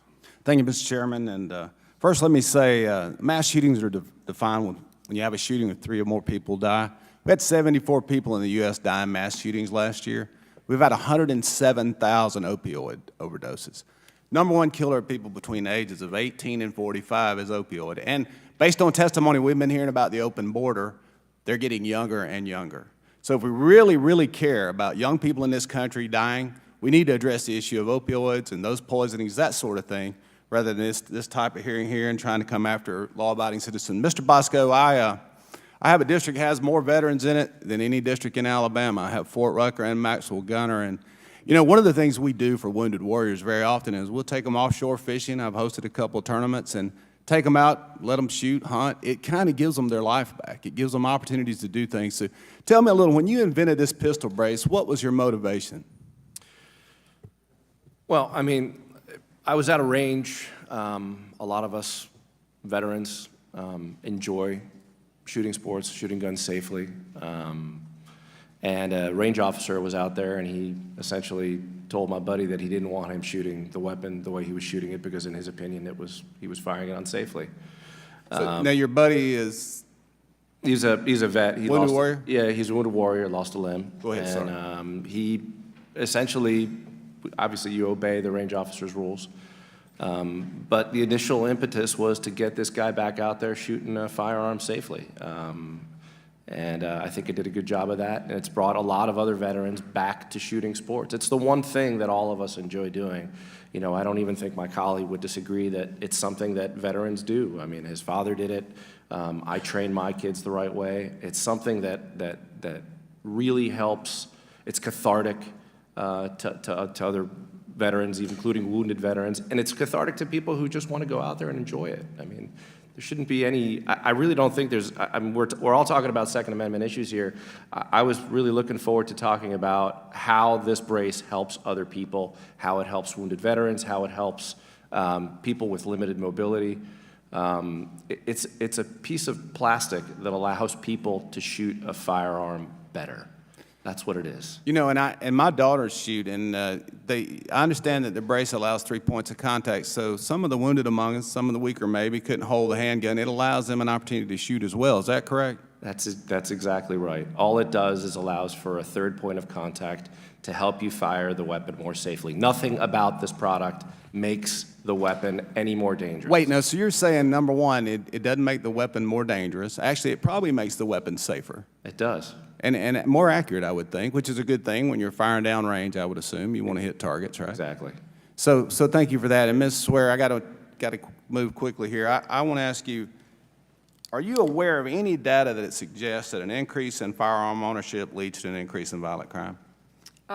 No, not on the whole. It's all about who in particular has that firearm and whether it's for criminal motives. But generally speaking, law-abiding citizens are not, who are the mass of gun owners, are not having that violent intent, and they're therefore not a danger to themselves or others. Are you aware of any law that would stop gun violence? Is there a law that we could pass as Congress that would actually stop murders in this country by firearms? Congressman, even if you could pass a law outright banning guns, you'd still have to be able to snap your fingers to make them disappear out of the hands of violent criminals, and it would be an impossibility to eliminate gun violence. We can certainly work on getting guns out of the hands of violent criminals and enabling law-abiding citizens to defend themselves with that lethal force, as is their natural right and their constitutional right. But to suggest that we can somehow eliminate gun violence, I mean, that you're talking about eliminating human nature and this propensity that violent people have to commit crimes. Yeah, I'm reminded of Rwanda where they killed all those people with machetes, right? It's more about human nature, actually, than it is the weapon we happen to be using. You know, it's interesting because most of the cities that are controlled by the Democrats, I moved to D.C. and I'm here part-time. I've only been in Congress 24 months. But you guys, I feel so much less safe here. And this is, I mean, they're pretty restrictive on firearms. So much less safe here than I did in the hometowns I grew up in, the cities in my states. Because number one, we're carrying concealed, so we're safe in that respect. But just the crime that we're seeing in the cities where they think they can pass a law to change human morality is just, it's staggering to me. And the statistics simply do not support that approach. But with that, Mr. Chairman, I'll yield back. Thank you. Chair recognizes Ms. Jackson Lee. Her 5 minutes.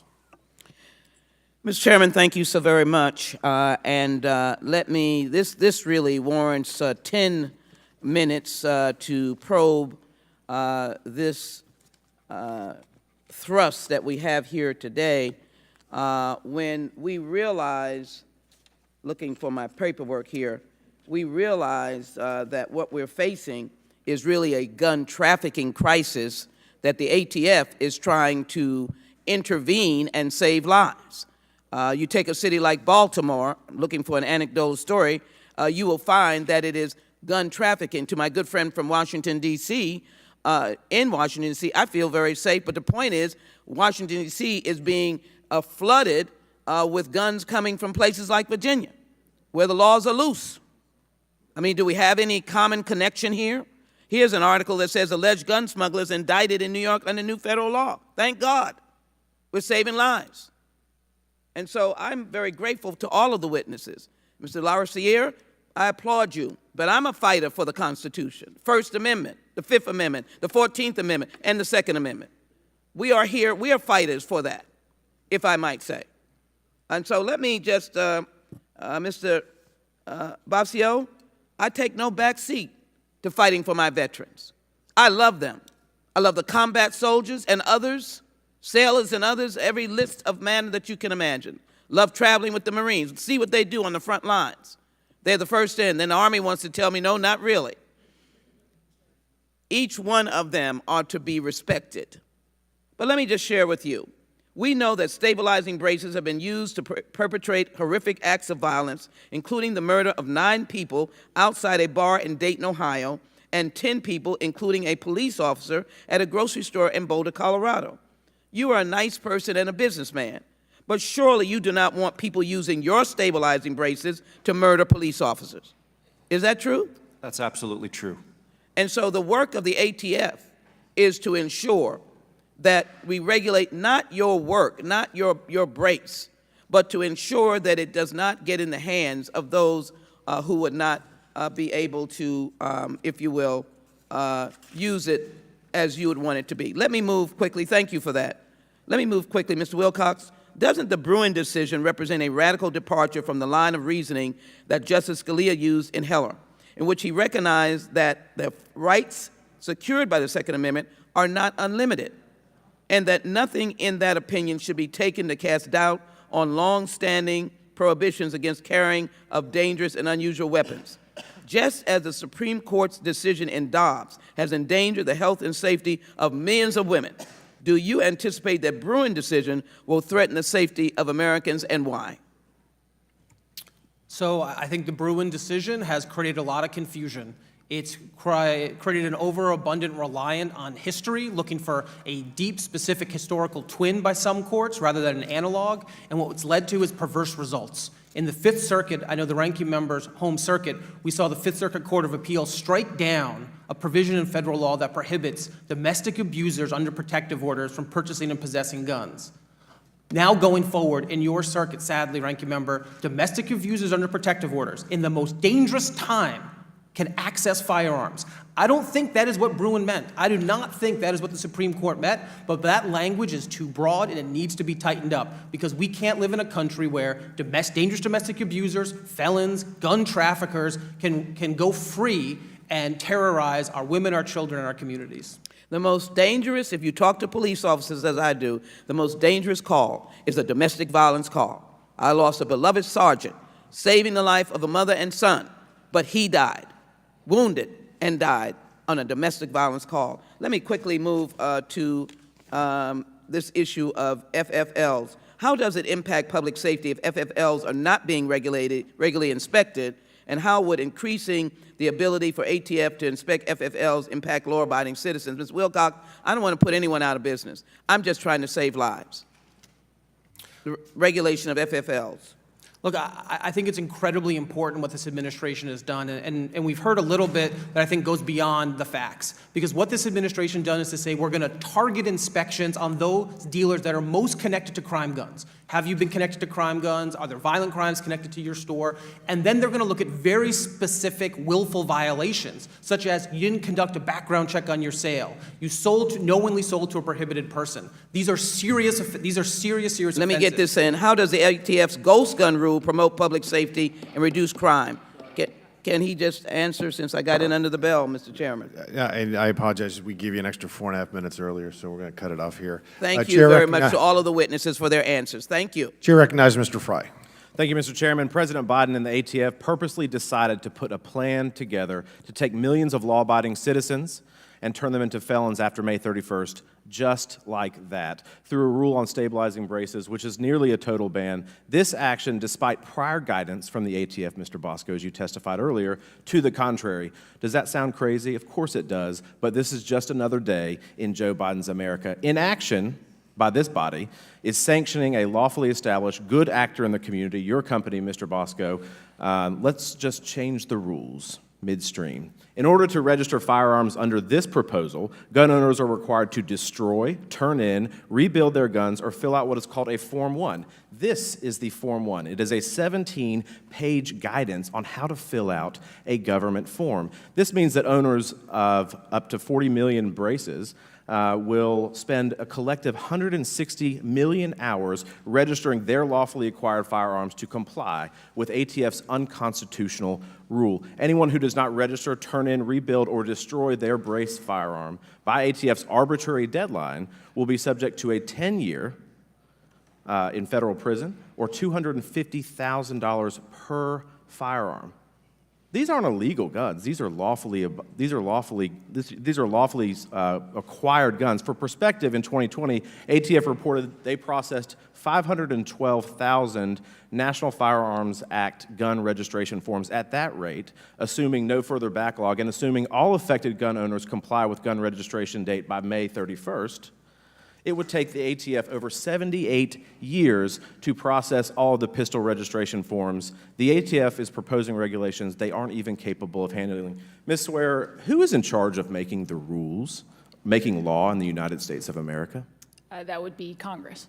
Would you say that it's a fair assessment that ATF is attempting to usurp Congress's powers and undermine the Second Amendment? I think ATF in recent years has sought to do that in several ways, yes. In what ways? Curious. So as I noted both in my written and my opening remarks, so one of them is with this pistol brace rule. So Congress, yes, I think irrationally in 1934, but nonetheless did seek to regulate short barrel rifles. And ATF for a long time took the position that these were not short barrel rifles. And then just like that, it changed its mind and said we're going to override that. With respect to firearms themselves, ATF decided unilaterally that even though Congress said we can regulate firearms and frames and receivers of firearms, well, we think now we can regulate almost frames and almost receivers, which is really just a hunk of drilled out metal. It's not a functional firearm in and of itself. And in that way, we're going to claw back more power for ourselves. So I think you see this quite a bit of ATF not just interpreting the law, but intentionally misinterpreting the law to give itself more power. The pistol brace ban is unconstitutional, it's irresponsible, and it's quite frankly downright maddening. In this poster behind me, you see two guns. Mr. Bosco, would option A or option B make you a felon under ATF's proposed rule? Well, option B in 120 days will make you a felon. Do you think the common American citizen would reasonably be able to distinguish which is the firearm of a felon versus a law-abiding citizen?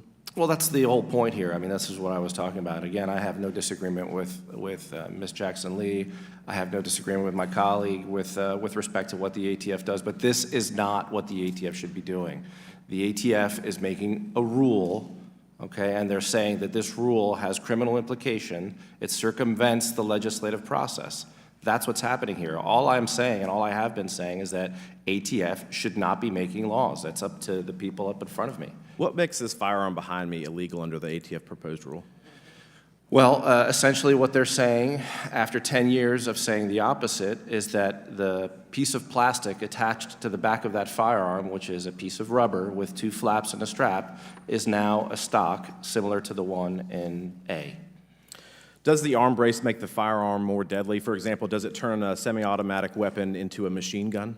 It doesn't turn the firearm into anything. All it is an orthotic device that allows you to fire that weapon in a more safe fashion. What is the impact of this proposed rule, if enacted, to your company? we'll go out of business. We'll go out of business. The ATF itself said that 4 of the 5 companies will go out of business in their impact study. They said that. So they know that they're doing this. Has the federal government ever indicated to you that they would be willing to compensate you for shutting down your business? Never. Thank you, Mr. Chairman. I know I'm out of time. I yield back. Thank you, Mr. Fry. Chair recognizes Ms. Brown for 5 minutes. Thank you, Mr. Chairman. Unfortunately, we are all too familiar with the horrifying statistics that gun violence is the leading cause of death for children and teens in this country.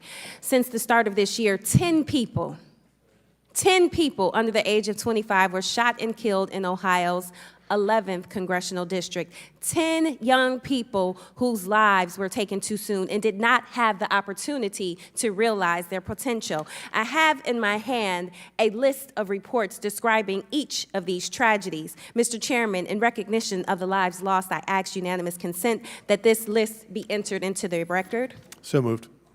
Thank you. Just recently, an 18-year-old high school senior was waiting for the bus at John Adams High School, just waiting for the bus. And while on his way home from school, he was shot and killed. Mr. Chairman, John Adams High School is my alma mater. A few days ago, 2 men in Cleveland were arrested for selling an undercover ATF agent nearly 100 guns as part of an ongoing law enforcement operation to combat gun smuggling. Many of the guns recovered by the law enforcement were ghost guns, firearms that can be assembled in parts without serial numbers, making them extremely difficult to trace. That's why they're called ghost guns. ATF estimates that about 45,000 ghost guns have been recovered from crime scenes since 2016, with more than 19,000 recovered in 2021 alone. As they are a massive source of violent crime, the reasonable thing to do is regulate ghost guns. But reasonable regulations to protect Americans, like tracking ghost guns, have been strongly opposed by Republicans and the gun industry. And that is despite thousands of American mayors and the majority of the American people begging for more regulation. Because in Republican eyes, not being allowed to manufacture and own deadly weapons of war somehow infringes on the Second Amendment.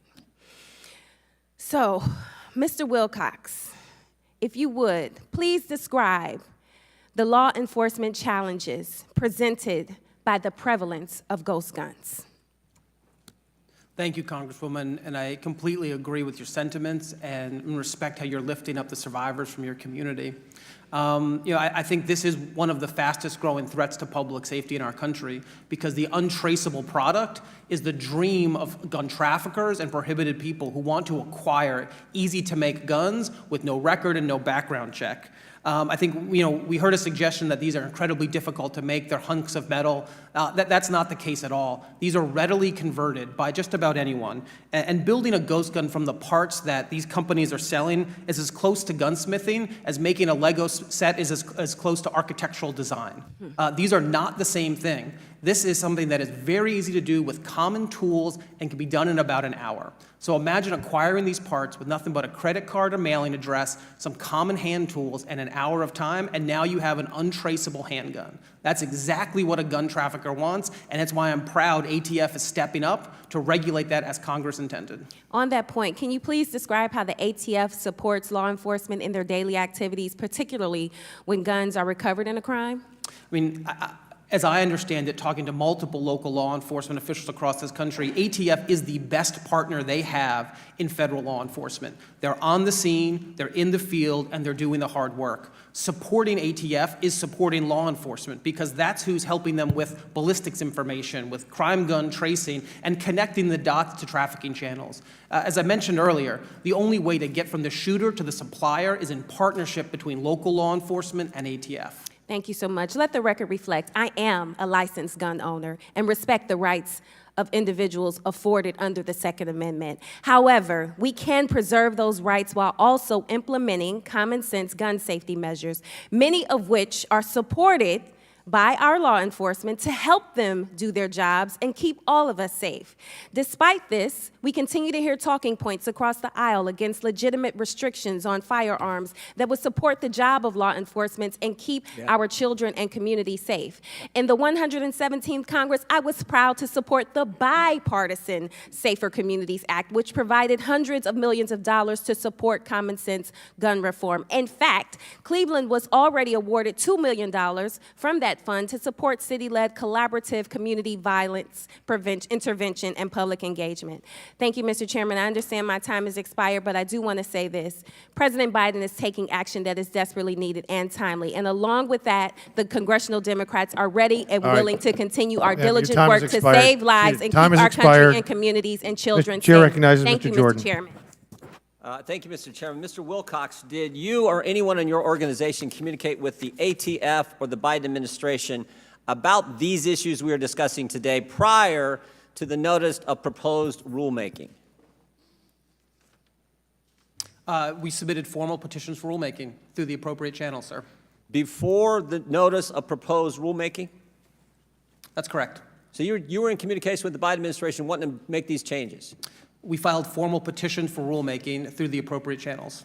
Who'd you talk to? It was a written submission, sir. Did you speak to anyone personally? I didn't. Did anyone in your organization talk to anyone? I'd have to check, but I believe we submitted the written submission as a formal submission. People in through your the appropriate organization may have channels. talked to folks at the ATF prior to the notice of proposed rulemaking? Not that I'm aware. Did anyone in your organization talk to Mr. Dettelbach before the notice of proposed rulemaking? I don't believe Mr. Dettelbach had You came in been afterward. nominated. Have anyone talked to Mr. Dettelbach about this personally? Of course, we've been in communication with the ATF in this administration and in prior administrations. Talking to the director? You've talked to the director? I mean, we work with ATF across administrations. Have you talked to the director? It's a simple question. Yeah, I've communicated with the director. You've talked to Mr. Dettelbach? Of course. Yeah, and well, I find that interesting. I just know, as we're speaking upstairs, the president of the National School Board Association is sitting for a transcribed interview because the same thing happened there. National School Board Association talked with the Biden White House, the Biden Justice Department, the Biden Department of Education, concocted this letter that set in motion this whole attack on parents showing up at school boards. And it looks to me like we have a similar operation going on here, where you guys worked with the ATF to change something that had been the law for 10 years to go after law-abiding Second Amendment Americans. Second Amendment supporting Americans. Mr. Bosco, you invented this stabilizing brace, is that right? That's correct. And you invented it for a Marine buddy, a friend of yours who served our country and was injured? That's correct. And you were told 10 years ago that the stabilizing brace does not convert a pistol into a short-barreled rifle, is that right? That is correct. I got the letter right here from the ATF, November 26, 2012, right? And then 7 weeks ago, a 180-degree change, right? 180-degree change, just the opposite. They now say it is just the opposite of what they told you 10 years ago. That's Again, I know others have talked about this, but I think it's so clear. 180-degree change. So in 10 years and 2 months, the rule was one way, and you developed a business based on the rule that they told you. Your government told you this was fine, and now they've changed it. That's correct. When did the bill pass that changed the law? There was no bill. No bill. That's the fundamental issue, right? No bill. Mr. Dettelbach, the new director, he never ran for Congress. I don't think he was ever, I don't remember a bill going through Mr. Nadler's committee last Congress that changed the law. I would have known because I'm on that committee, the Judiciary Committee, which has jurisdiction over this stuff. I would have known. I don't remember a bill passing the full Congress. I don't remember a bill in the Senate Judiciary Committee passing or going through the Senate. And I certainly don't remember a bill going to President Biden's desk that he signed in the legislation that changed the rule. But this could potentially impact millions of Americans, law-abiding, Second Amendment supporting Americans. Is that right, Mr. Bosco? That's absolutely correct. How many products have you sold, just your company alone, to Americans?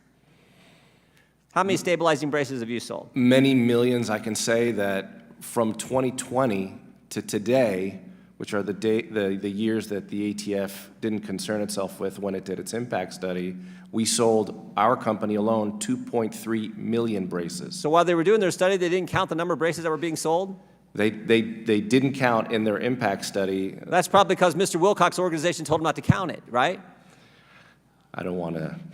Well, they were talking to him all the time, it sounds like, putting this all together, going after people who support the Second Amendment. How many Americans do you think it's total? So I've heard estimates as many as 40 million Americans could be impacted by this. Correct. Congressional Research Services has said anywhere between 10 and 40 million Americans own stabilizing braces. Unless you remove the brace, lengthen the barrel, turn in or destroy your firearm or register your gun with this government that you know you can trust, because Mr. Wilcox has been working with them, you know you can trust. Unless you do those 4 things, what happens? What are you?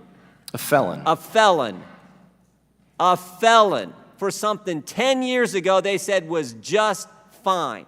That you built a business on, and the business started because you wanted to help a man who put the uniform of his country on his back and served our country and was injured, and now they're going to put you out of business and make people felons. But don't worry, Everytown USA, Mr. Wilcox has been working with our government to implement this, to target Second Amendment people, Americans who support the Second Amendment. Such a deal. Such a deal. That's why we need legislation to say this rule does, we need to pass that. That's what we do need to pass into law now based on what has happened with this organization. Mr. Chairman, I yield back. Thank you, sir. Chair recognizes Ms. Stansberry for 5 minutes. Thank you, Mr. Chairman. Uvalde, Buffalo, this week, Sumter, Milwaukee, Tampa. Some of you may not have heard that just this morning up the street in Baltimore. When will this violence stop? Our communities are living in fear. Our children are literally afraid to go to school. When will this body take meaningful action? This includes in my hometown of Albuquerque, where just a year and a half ago, a young man named Benny Hargrove, who was only 13 years old, an 8th grader at Washington Middle School, tragically lost his life. I want to tell you Benny's story. It was Friday, August 13th, 2021. It was only the 3rd day of school. He had just started the 8th grade. Benny was a good student. He was a good friend. He was brave. And shortly before 1 p.m. on that day, he saw one of his classmates bullying another one of his classmates.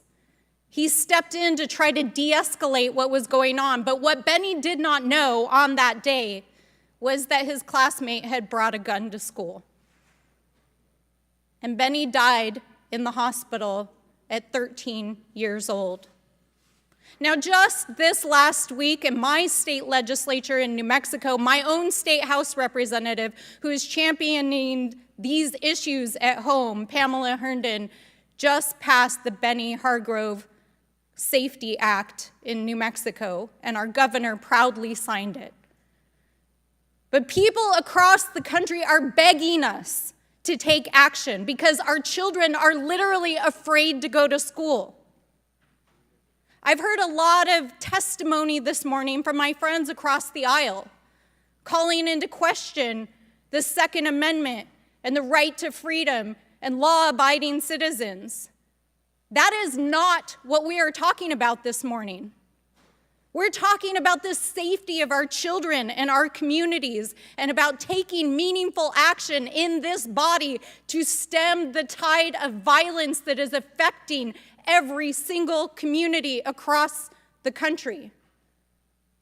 I want to thank the moms and the advocates and the survivors who I see here in the audience today and who are tuning in here today to hear this farce of a hearing. I want to thank Mr. Wilcox for being here to help represent the voices of all of those individuals here in this hearing today. I've listened to my friends across the aisle take umbrage with our federal law enforcement this morning. These are men and women who put their lives on the line every single day to serve our country. When are we going to take action to protect our children? When is this body going to take meaningful action? That is what our children are asking us. Now, don't get me wrong. I'm deeply proud of the bipartisan community safety bill that we passed last summer. It is the most significant piece of legislation in 30 years because of the impact of the gun lobby, which I'm sure is loud and proud in the background in this hearing today. But we need to take meaningful action. And so, Mr. Wilcox, I want to ask you, what are the actions that we must take to protect our communities?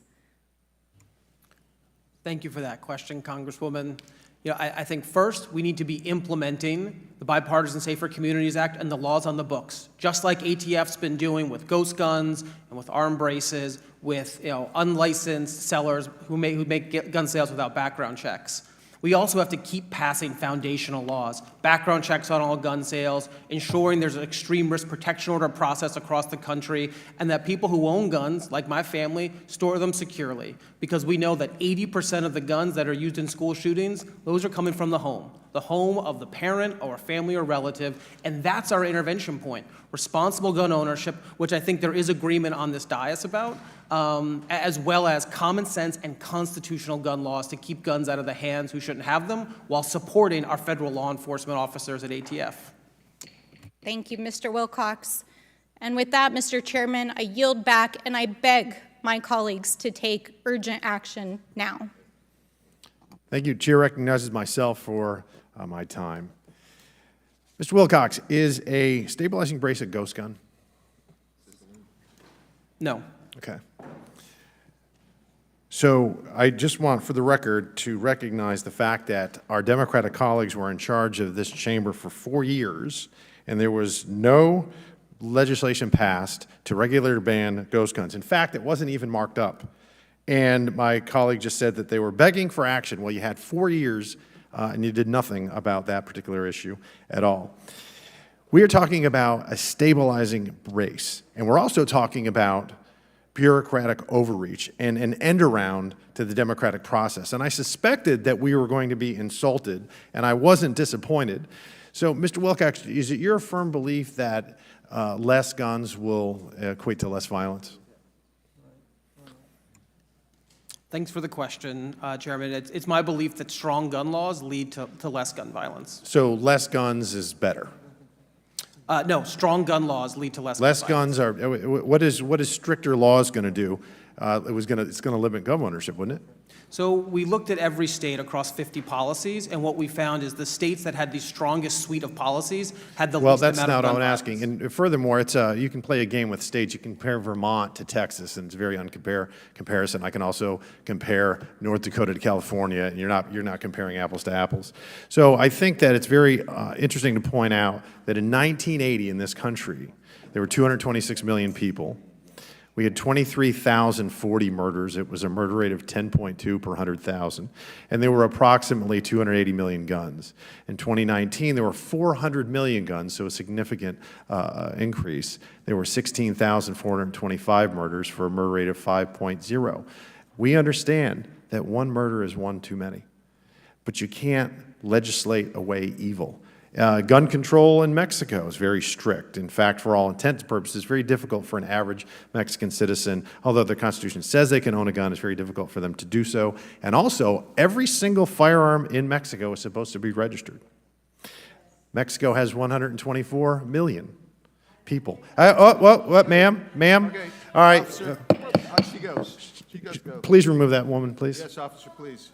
You're removed. You're breaching protocol and disorder in the committee room. He never took anyone away. No. Officer, please remove her. And remove the gentleman, too. And I'm going to read a statement for the other folks in attendance. The committee welcomes the public to this meeting. We have people on both sides of the aisle. That not only up here, but in the audience, that have differing opinions. While you are welcome here, I want to point out to the members and to the audience in attendance today, House Rule 11 provides that the chairman of the committee may punish breaches of order and decorum by censure and exclusion from the hearing. All participants will be required to avoid unruly behavior and inappropriate language. Expressions of support or opposition are not in order. I expect all parties to these proceedings to conduct themselves at all times in a manner that reflects credibility on the House of Representatives.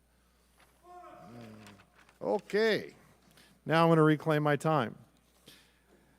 You know what? I'm pretty emotional as well. I think some people are, and we should be, because it's my firm belief that if you look at Mexico, with 124 million people, the murder rate in this country is 5 per 100,000. Mexico, with very strong, strict gun laws, the murder rate is 29 per 100,000.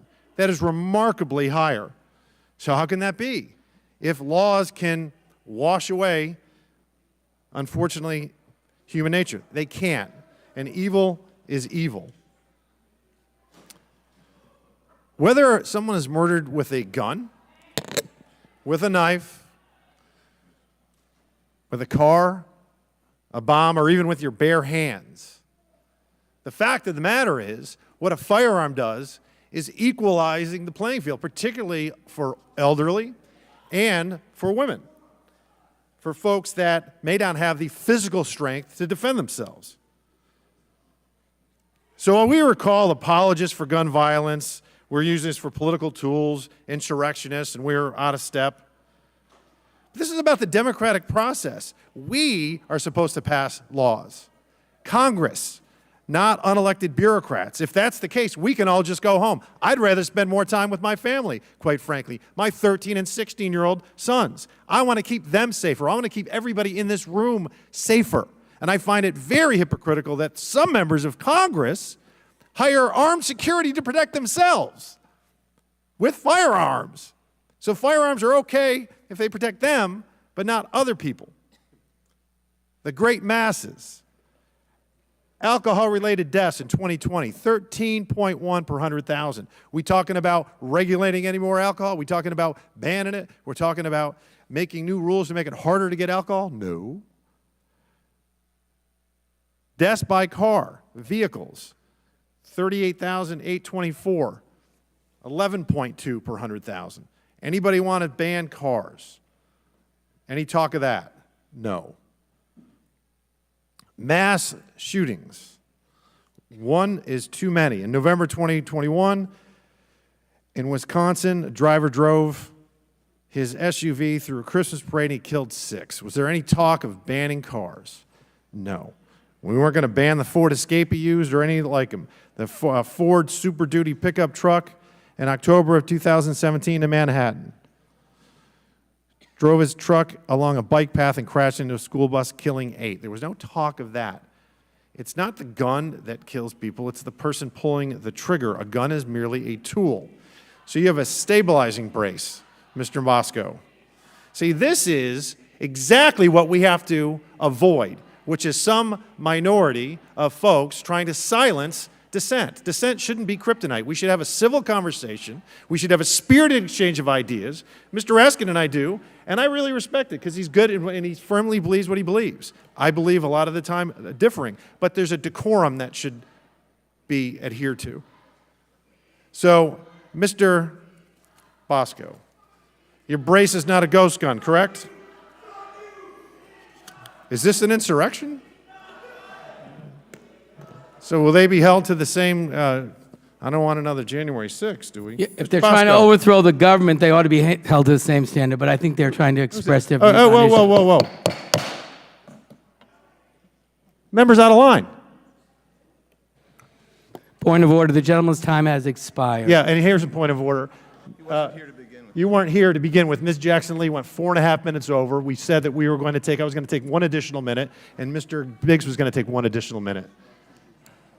She went over by 4.5 minutes. Mr. Bosco, you invented the pistol brace after witnessing a disabled combat veteran struggle to shoot while... Does the Capitol Police not do their jobs? What the hell's going on? All right.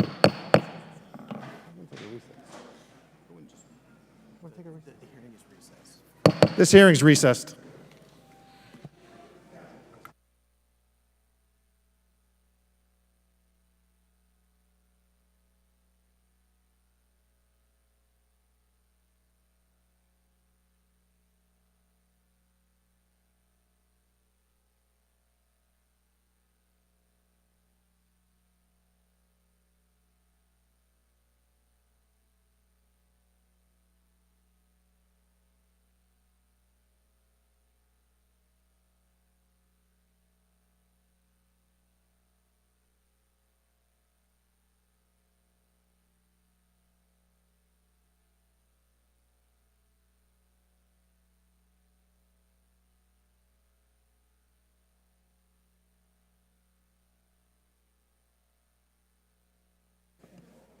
This committee hearing is recessed for 5 minutes.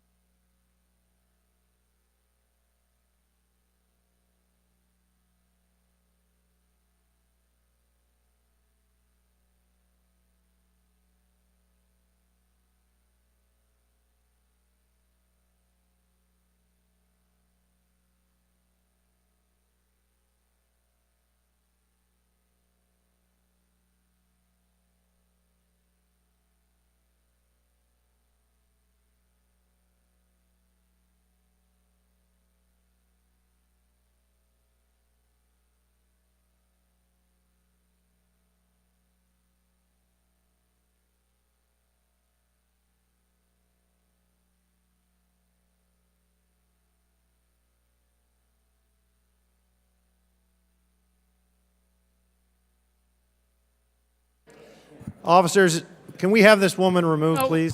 We're in recess. She can speak all she wants. The hearing is not being conducted. We're in recess.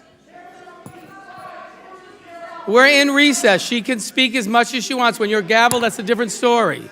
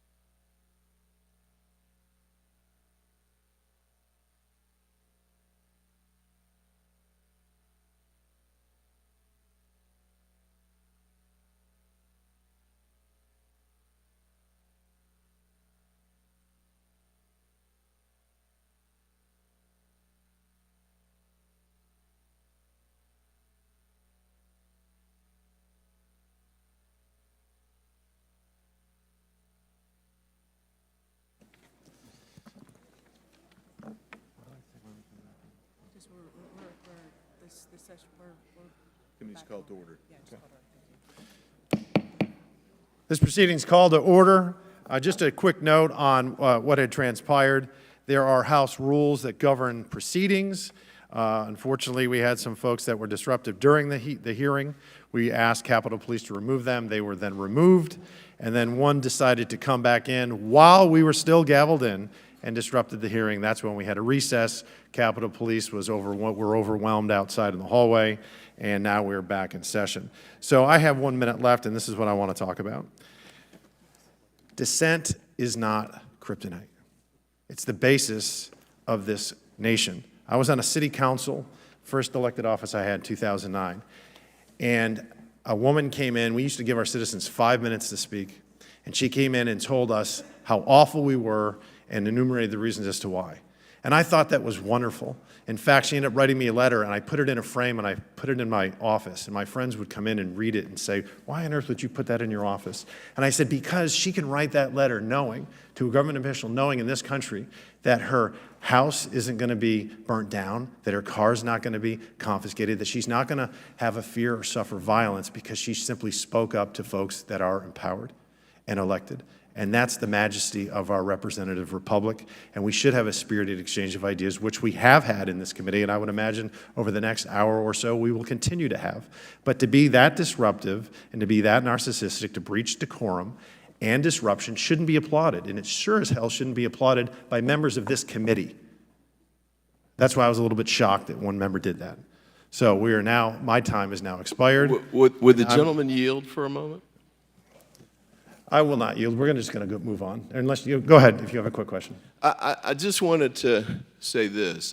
There's a bill coming up that's based in part, it's a Republican-sponsored bill based on the Loudoun County School Board protests.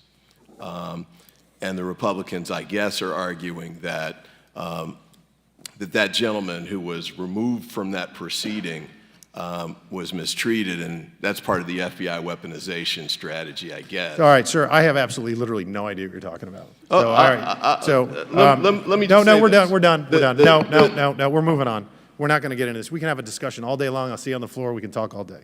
Love that, and I think that you can learn from people that disagree with you, and so I have no problem with chatting. We'll chat each other up. Okay. When it's time to vote on the Republican bill. We'll chat each other up. Okay, so now, Chair recognizes Ms. Holmes Norton. Is she here? No. Who's going to be next? Oh, okay. Mr. Cellini, you're next. Thank you. I want to just quickly rebut two claims that have been made in this hearing. One, that we've done nothing about ghost guns. The ATF has taken action to limit ghost guns. We passed my bill to ban ghost guns as part of the Protect Our Kids Act. It wasn't acted upon by the Senate. And secondly, this notion that somehow guns level the playing field for women, really? More than 2/3 of the victims shot and killed by intimate partners are women.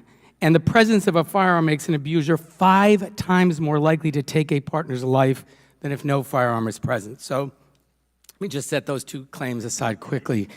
The reality is, every day in this country, 120 people are killed by gun violence. That's one life lost every 12 minutes. Gun violence is now the leading cause of death in children and teens in this country.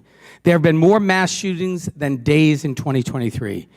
Our children are participating and being traumatized by active shooter drills because the risk of a school shooting is so high.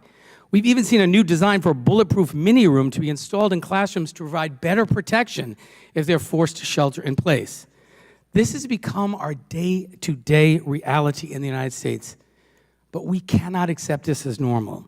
And yet, as we continue to see the gun violence epidemic in this country continue to grow, how do my Republican colleagues respond? By trying to abolish the ATF, the agency responsible for implementing regulations to curb this violence and carnage. And that brings me to my first question.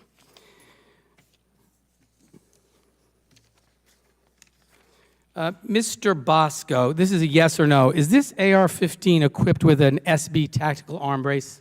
Yes, it is. It is. Now, for members of the audience, this is a picture of the weapon used by the mass shooter who killed 5 people and wounded 17 on November 19th in the Club Q shooting. an LGBTQ club in Colorado. It appears to have an SP tactical arm brace that was just identified. The shooter had several run-ins with law enforcement before this massacre, including an incident where he had held his grandparents hostage that led to a SWAT team standoff in 2019. Mr. Wilcox, if the ATF's arm brace rule had been enacted earlier, even last year, would the shooter have been able to obtain this kind of weapon? Thanks for that question. I mean, the fact is that short-barreled rifles aren't showing up in mass shootings unless they have been equipped with an arm brace, because those have been able to get around the national firearm restrictions. So no, that product wouldn't have been available as easily as it was if the regulation had been in place. And Colorado Springs is sadly just one example. Mr. Wilcox, have any other mass shootings been committed with AR-15 style weapons with arm braces? Yes, Congressman, I'm aware of at least two others, one in Dayton, Ohio, and another in Boulder, Colorado.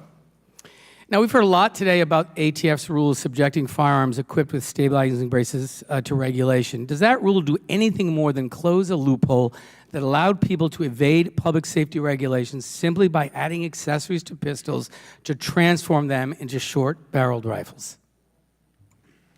No, Congressman, this is ATF enforcing the laws on the books, assessing technology, going through the notice and comment rulemaking process, taking appropriate action, and providing ample compliance opportunities, waiving the fees that come with the National Firearms Act, and having a grace period so that law-abiding responsible citizens can take advantage and register their weapons if they wish. And again, short-barrel rifles have been regulated under the National Firearms Act since 1934. Isn't that correct? That's correct. Your predecessors in Congress established the clear law in the 1930s around short-barreled rifles. And stabilizing braces have been examined by the ATF since 2012. Why did it take so long for the agency to close this loophole? So it's because I believe technology has changed in that time. And in fact, this wasn't the first time ATF acted. Under the last administration, the Trump administration, they took action, sending a cease and desist letter to one company that was selling a short-barreled rifle equipped with an arm brace. And so we've seen ATF consistently act as they've started to assess technology before entering the formal notice and comment rulemaking process. And does the ATF rule prohibit veterans or the disabled or any law-abiding American from possessing a firearm equipped with a stabilizing brace? And will disabled veterans be able to keep these types of firearms even if the stabilizing brace was designed to be fired from the shoulder? Absolutely, Congressman. There's no prohibition in this regulation. There's no prohibition on short-barreled rifles in the National Firearms Act. In fact, ATF processes hundreds of thousands of national firearm applications every year for millions of firearms. This is something ATF knows how to do and does do. Thank you. I want to just end by thanking all the advocates here for gun safety for all your good work and for being present today to hold everyone accountable for their remarks and their votes. And I yield back. Chair recognizes Mr. Perry for his 5 minutes. I thank the chairman. Sorry, go ahead, Ms. Biggs. Okay. Mr. Perry, go ahead. We're trying to balance, right? We're trying to balance the safety of the citizens in the United States of America with this God-given constitutional right. It's enshrined in the Constitution, came down from God, that we can defend ourselves. We're trying to balance that, and that, I think, is what this discussion is about. And then who does that balancing, whether we are a nation of laws or a nation of hysteria and screaming, which doesn't seem to produce much, but a bunch of screaming. And I get that people are exercised, but there are people here that are elected and accountable to make the laws. Unfortunately, in this case, folks that aren't accountable seem to be making the laws with the power to put you in jail, the authority to put you in jail if you disagree. Mr. Wilcox, are you a gun manufacturer? Are you asking if I'm a licensed gun manufacturer? I'm just asking if you're a gun manufacturer. I'm not. Licensed or otherwise. So you're not. Have you made a so-called ghost gun? I have not. You've not. What are the tools necessary to manufacture the so-called ghost gun? So I've worked with a number of veterans who have made this, and to make the handgun model, if you buy the polymer frame with the kit, what you need is a hand drill and a hand file. So actually, these aren't motorized tools or battery-operated tools at all. They're just working with muscle power. And So you've done it. When you said you've worked with them, you stood right next to them, you held the tools, you're saying a hand drill, and what was the other thing? A file? A hand file, yes, sir. I'd be happy to send you the link. It's on YouTube. It actually, shockingly, has 4 million views of people seeing these hand tools in under an hour convert this frame into something that can be used in a firearm. So you don't have the tools, and you're talking about that you've assisted veterans doing it, and I can go watch on YouTube. Do you think that everything you see on YouTube is real? I sure hope not, or my kids would be in trouble. Okay, all right. Well, look, I think that's fair. What are the components of what you characterize as a ghost gun? Look, the core of the ghost gun is the frame or the receiver that can be readily converted into operational status. And ATF is making So hold on a second. Let's be clear. The frame or the receiver, or the frame and the receiver? What is it? It's a good question, sir, but the frame I know it is for the handgun and the receiver is for the long gun. So a handgun doesn't have a receiver? That's correct. And a long gun does? Correct. Interesting. On YouTube, when you watch this video, so to speak, at what point did the components, or forget the YouTube, when you personally assisted with a hand drill, not even an electric, you're talking a hand drill with a crank, right? When you assisted with that, at what point did those components become a gun? When Polymer 80 was selling those parts, those are firearms and should be regulated as such. At what point did it, so when it was in the package and it showed up, was it a gun? Yes, that's a firearm. You could fire it. You could fire it when it showed up in the package. That's not what the law says, sir. No, I'm asking you.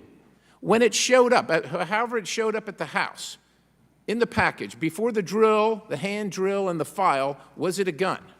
Yes, sir, because Congress has defined firearms. Could you fire it? That's not how Congress defined firearms, sir. And how does Congress define firearm? An operational weapon. Is it operational when it shows up in the mail? The components? Yes, sir. So why are you filing and why are you drilling it? Because the firearm definition is operational. Or No, I'm asking you, if it doesn't work when it shows up, why do you have to do those things? Sir, the point is it's not a gun. At what point are you going to outlaw, or are you going to sanction the ATF outlawing a block of aluminum, a block of steel, a screw? And by the way, you have no idea what you're talking about regarding receivers or frames. Sir, you are unqualified to comment on this because you have no idea what you're talking about. You haven't manufactured anything. Let's face it. You have no idea. Sir, I'm going to turn to Mr. LaRosiere.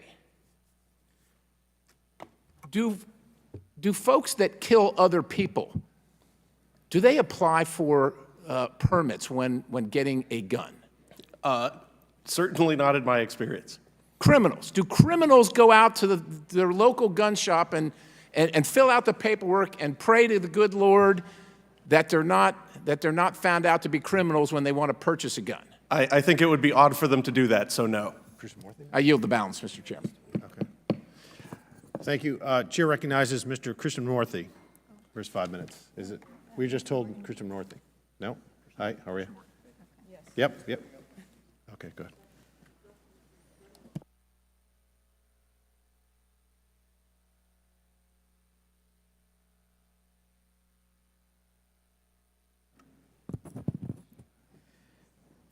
Thank you, Mr. Chair. I want to address some issues that have been raised in this hearing.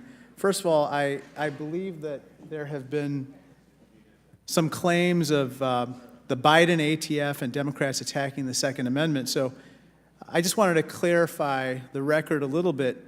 Mr. Wilcox, I was under the impression that it was the ATF under the Trump administration that issued a notice seeking public comment on criteria for evaluating stabilizing braces, correct? That's correct. And that was December 18th, 2020. However, ATF's notice to address the stabilizing brace was abruptly abandoned on December 31st following pressure from House Republicans. Isn't that right? That's my understanding. In fact, 90 of my House Republican colleagues pressured ATF into withdrawing its guidance on this particular topic. Mr. Wilcox, how long did it take for a mass shooting to occur involving an AR-style pistol with a stabilizing brace following the rescinding of ATF's notice? Tragically, sir, I think it was mere weeks. Well, it ended up being only 3 months later. On March 22nd, 2021, 10 people were tragically killed at King Soopers grocery store in Boulder, Colorado, by a gunman who was armed with an AR-style pistol with a stabilizing brace. Now, Mr. Larosiere, you have a YouTube channel called FUD Busters, isn't that right? Oh, I see you're a fan. I actually have a screenshot right here. Thank you. This is your YouTube channel, correct? Yes, sir. Okay. And FUD Busters is kind of your handle for YouTube and social media, isn't that right? For YouTube, correct. Okay. And you have a similar account for Twitter with FUD Busters, correct? Yes. Okay, very good, very good. Well, we went back and looked at your Twitter history on FUD Busters. Can you hold that, please? And this is what we found. Can you see this tweet? Yes, I can. This is from January 27th, 2023 at 7:51 p.m., where you said something very, very disturbing. Mm-hmm. What were you thinking when you wrote that statement? I was very upset about the very public execution of an individual, but I don't think that that's the subject of this hearing. Those are your words, right? Oh, yes, they are. Correct. I find these deeply offensive as somebody who believes very much in protecting law enforcement, not attacking them. Mr. Wilcox, what's your reaction to this particular tweet by Mr. Larosiere? I find the words offensive. I think it is an attack on law enforcement. And to the subject of this hearing, we need to be supporting agencies like ATF who are doing the work on the front lines, not threatening to abolish or defund them. And certainly not this, probably, too. No, sir. You know, Mr. Chairman, I just respectfully submit that when we talk about law enforcement in this way, using such epithets about them, that we are really harming public safety, not enhancing it. And Mr. Larosiere, this is deeply, deeply disturbing conduct. Thank you so much, and I yield back. Chair recognizes Mr. Biggs. Thank you, Mr. Chairman. I'm just going to submit 2 articles for the record, one from the Washington Times, one from ABC News. Interestingly, where the gentleman who was escorted out earlier was escorted from the President Biden's event earlier. Thank you. Without objection, so moved. Chair recognizes Mr. Tiffany for his 5 minutes.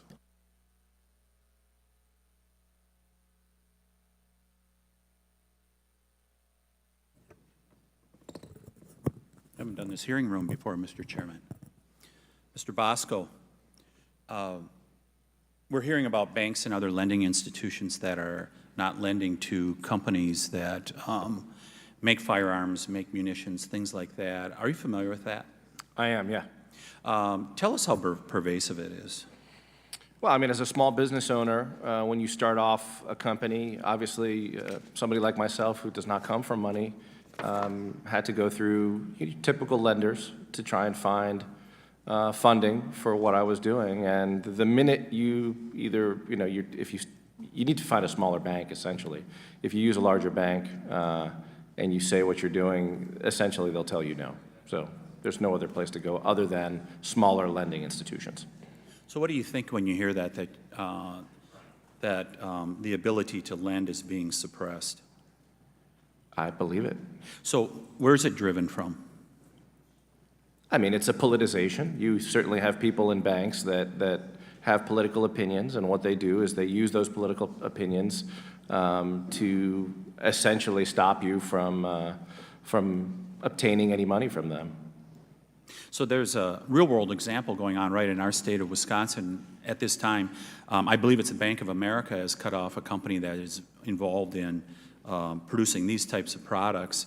And fortunately, a regional bank who really does a good job, it's good for them. They're going to pick up that business. But you got one of the big banks that are just saying, you are now persona non grata. Wouldn't you kind of put this under the heading of ESG? I would, yeah. Yeah, for sure. I hope I say your name correctly, Mr. LaRosiere. Do you have any comments in regards to that issue? As far as debanking the firearms industry, it's been an incredible source of tumult for my clients, and especially when you're talking about small businesses, fewer than 15 employees, then having to pay exorbitant rates, for things like credit card processing. That's why I'm glad that measures have been taken in states like my own in Florida to kind of put a stop to that. But I'm also involved in the firearms industry, and I can certainly say that most people will have to either find some unconventional loans or self-start and bootstrap, and very often resort to credit cards, whereas other businesses don't have that problem. Thank you. Mr. Wilcox, if a person lies on Form 4473 and is a user of unlawful drugs, you can get between 5 to 10 years for that. Is that correct? Is that my understanding? No, I believe Congress changed the sentence last Congress. What is that sentence now? Up to 15. Up to 15 years. Why hasn't Hunter Biden been prosecuted for the crime that he committed? I'm not aware of the facts of that case and can't comment on it. Okay, who do we talk to see why this case is not being prosecuted? I mean, he said very clearly in his book that he used drugs, he had a gun, at least a gun. Point of order, Mr. Chairman. State your point of order. Totally irrelevant and not germane to this proceeding. Sir, he's got his 5 minutes. Go ahead, continue. Okay, so I understand why you do not want Mr. Wilcox to answer that question. It's very clear why you don't want, because there's a dual system of justice in America. That's what's going on right now, and everybody's talking about it across America. There's two standards of justice that are going on. So I'll just close by saying this, Mr. Chairman.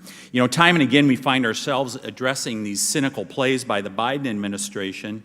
Now they're going after the gun-owning people of America, by the way, the legal gun-owning people across America, and it's always using administrative law to do it.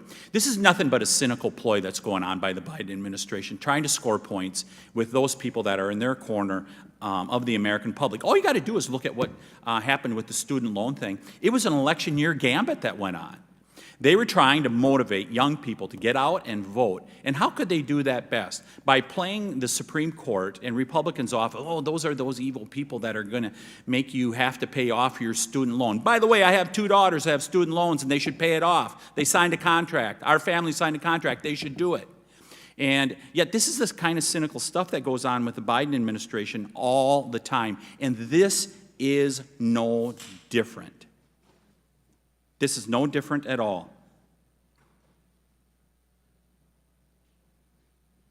It's time that my colleagues on the left in the Biden administration stop trying to unconstitutionally make law-abiding citizens into criminals. Stop using administrative law the way you're using it. I yield back. Thank you. Chair recognizes Ms. Macbeth for 5 minutes. Thank you so much, Mr. Chairman, and thank you so much to our witnesses today. I have read your testimonies. I am grateful that the majority has provided us this opportunity to highlight the great and very successful work that the ATF is doing to combat gun violence and also keep our communities safe. As most people in this room know, the ATF finally has a permanent director after almost 10 years without a leader at the helm of one of the most consequential agencies in the federal government. An agency tasked with keeping guns out of the hands of those who are in danger to themselves or their communities. An agency that partners day in and day out with our local and our state law enforcement agencies. And an agency that simply just helps stop crime before it happens. I know that there's been an effort in this room to criticize the ATF and the important work that they're doing. However, I think something that we can all agree upon is that we all want to save American lives. We all want to prevent violent crime, and we all want to keep our communities safe. And that is exactly the type of work that the ATF does day in and day out. And it's not just this side of the aisle that recognizes the importance of a supported ATF. When Director Dettelbach was nominated, the Federal Law Enforcement Officers Association, which represents over 26,000 law enforcement professionals, issued a letter of support, as did the International Association of Chiefs of Police, the world's largest organization for police leaders, and the Women in Federal Law Enforcement Foundation. The public, law enforcement groups, and survivors, such as myself, know the difference that a supported ATF can make in our fight against gun violence. My questions are for you, Mr. Wilcox. The ATF recently issued a comprehensive report on gun trafficking for the first time in 20 years. Can you please speak to the importance of regular gun trafficking reports in our fight against gun violence, and how lawmakers such as ourselves sitting in this room, or some of us sitting in this room, can utilize such reports in crafting legislation? Thank you for the question, Congresswoman, and your leadership. I think as the director said in the opening, information is power. And this second volume of the gun trafficking report provides real information about where we should be focusing our attention. It taught us that there's been a 1,000% increase in the recovery of ghost guns in the past 5 years, a 500% increase in the recovery of machine gun conversion devices, and that guns are moving from gun dealers to crime scenes faster than they ever have before. These are concrete intervention points where we could focus resources to address the proliferation of ghost guns, machine gun conversion devices like auto sears that slip into a handgun and can be printed for quarters on the dollar from computer code, and cracking down on the gun trafficking channels. ATF has taken that information and converted it to action by going after rogue gun dealers like the one who was selling dozens of guns to individuals who were engaged in unlicensed, unlawful gun sales, cracking down on trafficking rings that are moving hundreds of guns from one state to the next. And so these are really the clues. But it's not the end of the story. There's volume 3 and 4 still to come.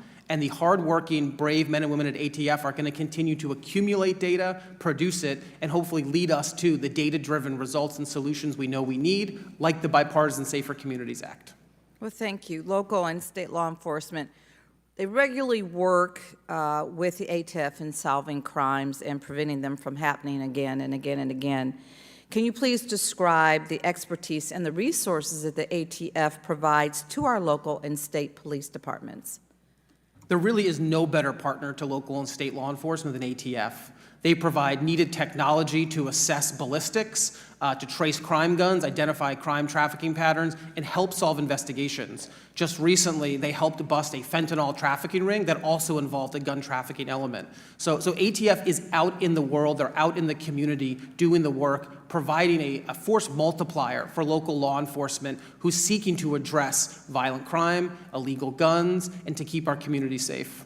Well, thank you so very much for that. And honestly, I'm so grateful that we do have a director at this time, because right now we do seem to be making some headway, making some common sense decisions in keeping Americans safe. Thank you so much, and I yield back. Thank you. Chair recognizes Mr. Clyde for 5 minutes. Thank you, Subcommittee Chairman Fallon and Subcommittee Chairman Biggs, for allowing me to You can just call us Chairman. That's fine. You don't have to be specific. Chairman works. But thank you for allowing me to participate in this joint hearing. As one of the few federal firearms licensees in Congress and a small business gun store owner for over 30 years, I've had a lot of experience working with ATF. Our unalienable right to keep and bear arms, this fundamental freedom, is certainly under attack by President Biden and the ATF. With the new frame and receiver rule, the pistol brace rule, and now the most recent attempt at universal background checks through President Biden's executive order. On January 13th, the ATF finalized its pistol brace rule, which unlawfully treats firearms with stabilizing braces as short-barreled National Firearms Act restricted weapons, effectively turning millions of law-abiding gun owners, including many disabled veterans, into criminals in just 120 days. Unelected anti-gun bureaucrats announced to law-abiding gun owners possessing these pistols with these attached braces that starting on January 31st, they have only 120 days to register, turn over, dismantle, or destroy their firearms. Failure to comply with this unconstitutional measure will result in up to 10 years in jail and a $250,000 fine.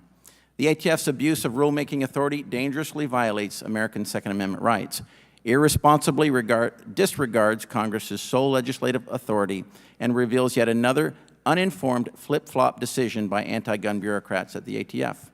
Back in 2012, pistol braces were determined legal to use and shoulder.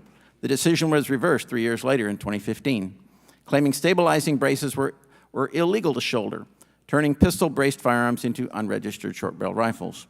This changed again in 2017 when stabilizing braces were once more determined to be legal to shoulder. And now here we are in 2023 as the ATF is yet again vilifying pistol braces and turning their owners into criminals, and in the process, destroying the hard work of entrepreneurs and small business owners like Mr. Bosco. To help with this injustice, this week I introduced the Joint Resolution of Disapproval, HJ Res 44, under the Congressional Review Act with Congressman Richard Hudson, as well as the support of over 180 of my House Republican colleagues as original co-sponsors to repeal the tyranny of ATF's misguided and unconstitutional pistol brace rule. This ATF rule and every other form of gun control pushed by the Biden administration is nothing more than a thinly veiled assault on our Second Amendment rights. It is yet another attempt to advocate backdoor gun control in order to disarm our nation and dismantle Americans' Second Amendment freedoms. The intended end result would be an unarmed America, which would make for a less safe and less free America. Mrs. Swearer, will the ATF's pistol brace rule reduce crime and save lives, do you think? Almost certainly not. In fact, it's mostly liable to create felons where there were not felons before instead of attacking violent crime as it currently exists. And by the tens of thousands of them. Yes, sir. So if the intent is not to reduce crime and save lives, what do you believe is the purpose of ATF's pistol brace rule? I firmly believe that the intended purpose is simply to try to do something, if you will, about gun violence in the typical way of, well, look, we've done something. We've regulated more. The problem is the regulation is not directed at the violent criminals themselves. It's directed at millions of peaceable citizens who are not and never were the problem. Meanwhile, to the extent that it is regulating these devices for would-be violent criminals, well, congratulations. They have a plethora of other ways of either obtaining that same firearm, because if they're not prohibited and just spent on violence, they can pay the $200 tax and they still have the same firearm, so we haven't even cut down that option for them. Or they can turn around, as most of them do, and break other laws, obtain firearms off the street with pistol brace or no pistol brace, NFA or not NFA. And as most of them do, they're already not using these firearms. They're using non-NFA firearms. Right. It just is not directed remotely at any part of the problem. Mr. Bosco, in 2012 and 2017, the ATF found pistol braces were not subject to the National Firearms Act controls. Has the basic design of stabilizing braces changed over the last 6 to 10 years? The brace has been the same thing that I've done in 2012. It is a piece of rubber that attaches to the back of the firearm with 2 flaps and a strap, and it allows you to fire the weapon more safely. It does nothing to change the lethality of the firearm. Okay, so why do you think ATF flip-flopped and then flip-flopped again on the decision process concerning the legality of the pistol brace accessory? Because the political winds at the ATF changed. That's simply it. They needed to do something, anything, and the one thing that I think a lot of people wanted to talk about was the brace issue. And they talked about it, and the process through which they're doing it is this promulgation of regulation. And now, after I don't know how much time, I mean another 2 weeks, 3 weeks, 2 months, 10 to 40 million Americans will be criminals. Gentleman's time is Thank you. expired. Thank you. Chair recognizes Ms. Holmes-Norton. Thank you, Mr. Chairman. This question is for Mr. Wilcox. Mr. Wilcox, we're still early in the 118th Congress, and we've already had numerous hearings on public health emergencies, specifically fentanyl. However, it is shocking that the first hearing on firearms held by this Congress does not address the fact that guns are the #1 cause of death for children in the United States.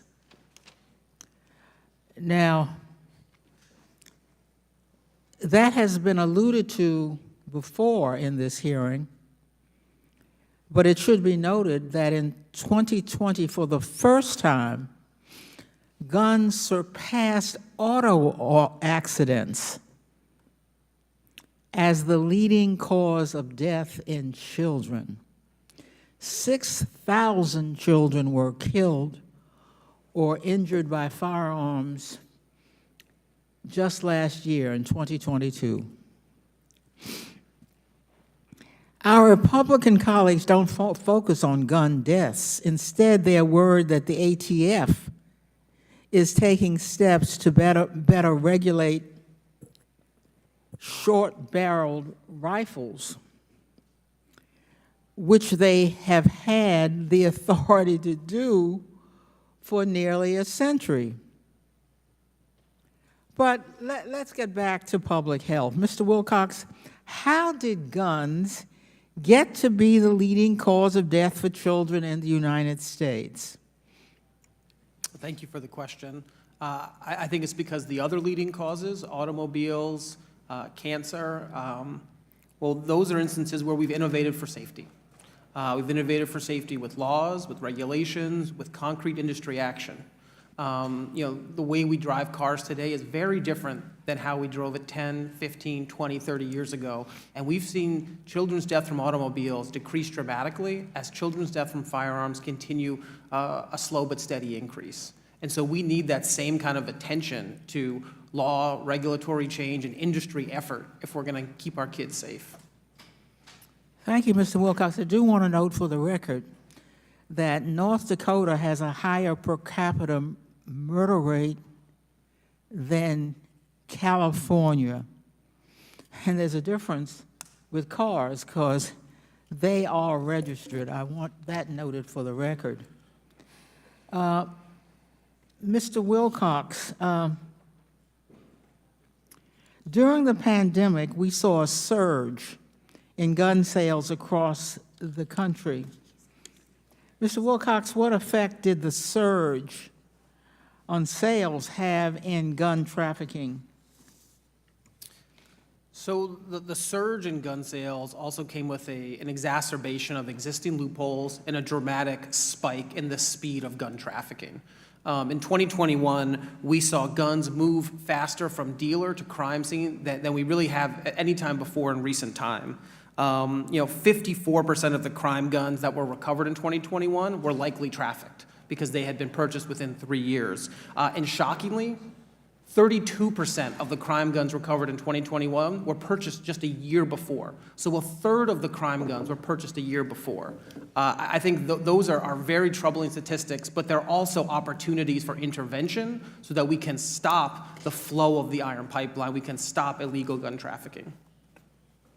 Recently, the president promulgated an executive order on gun violence. That's been very much noted in the news. And ATF has been taking steps to pursue its mission to stem gun violence. So, Mr. Wilcox, how will these actions help stem the public health risks posed by guns to Americans across the country? So I think that the president's most recent executive order is a home run for public safety. If I could touch on just one piece, it's to take a part of the Bipartisan Safer Communities Act and direct the Attorney General to issue a clarifying regulation that will get as close to universal background checks as possible. And through that, we'll be able to take a major bite out of the marketplaces that gun traffickers go to acquire guns, the gun show loophole, the online sales loophole. That's what the president's getting at, and that is the potential to have a big win for public safety, to keep our kids safe and keep our communities safe. Well, thank you very much. I yield back. Thank you. Chair recognizes Ms. Luna for 5 minutes. Good afternoon, everyone, and thank you for being here today. I just wanted to start out by saying that probably not just on this committee, but in the entire House of Representatives, I am the only member of Congress that has both survived an armed robbery, a home invasion, a gang shooting on my school campus, and I remember being a young girl and being brought to a cousin's funeral that had been murdered. She was shot. So when I hear people trying to turn this, which is a hearing on a stabilizing brace, into issues of gun violence and raising the topics and concerns of children and violence against children, I would like to remind people that in Washington, Chairman, if I could submit these to the record, in Washington, So moved. thank you, we are allowing for late-term abortion, and these babies were born alive. And my colleagues are not acknowledging that.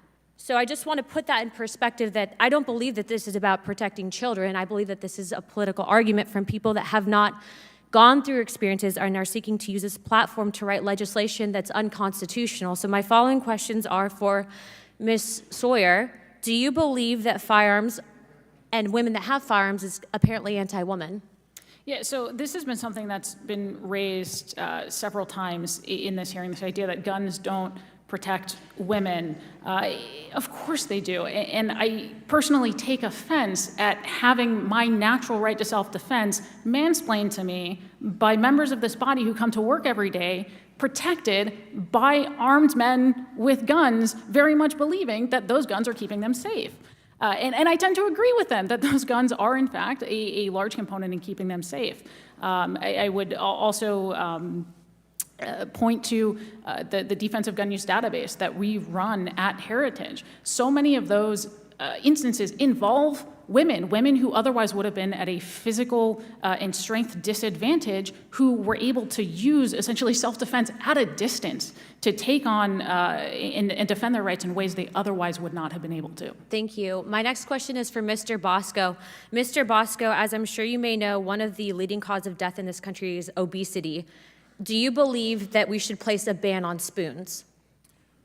I don't think spoons should be regulated, but if they are regulated, it should be Congress that does it and not the FDA.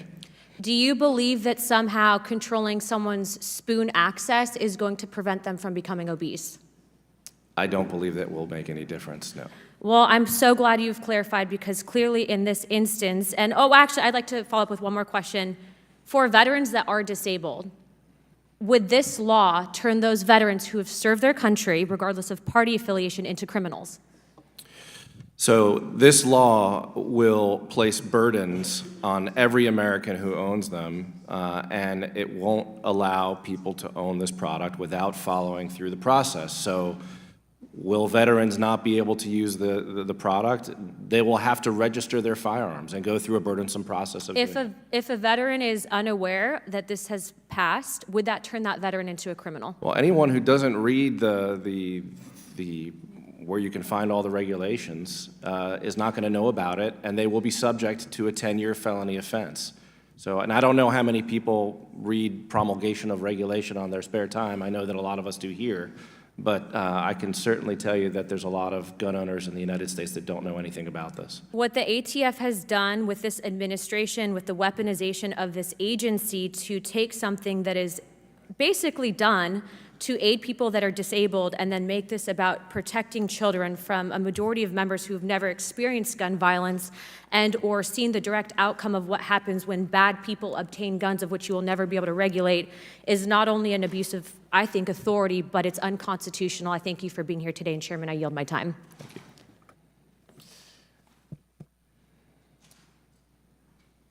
Thank you. Thank you. Chair recognizes Mr. Swalwell for 5 minutes.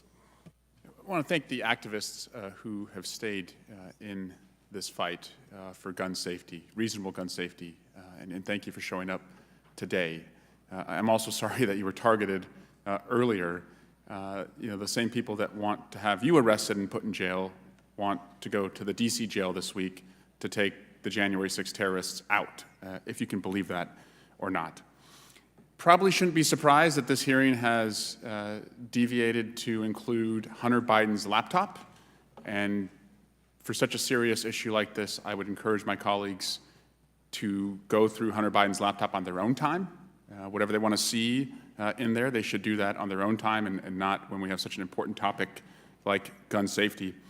I also have to just say, though, as the son of a police officer and a brother to 2 police officers, I'm a little surprised, especially growing up in a Republican family, that my colleagues have abandoned the position I've long known them to hold, which is to defend and protect the police. And instead, they have brought here a witness who said, "Fuck the cops." And they have among their ranks a colleague who sells campaign merchandise that says, "Defund the FBI." And the title of this is ATF's Assault on the Second Amendment. This is a law enforcement agency charged with protecting the community. And so what we are really coming to find is that this gang is not interested in backing the blue. They're entirely interested in backing the coup.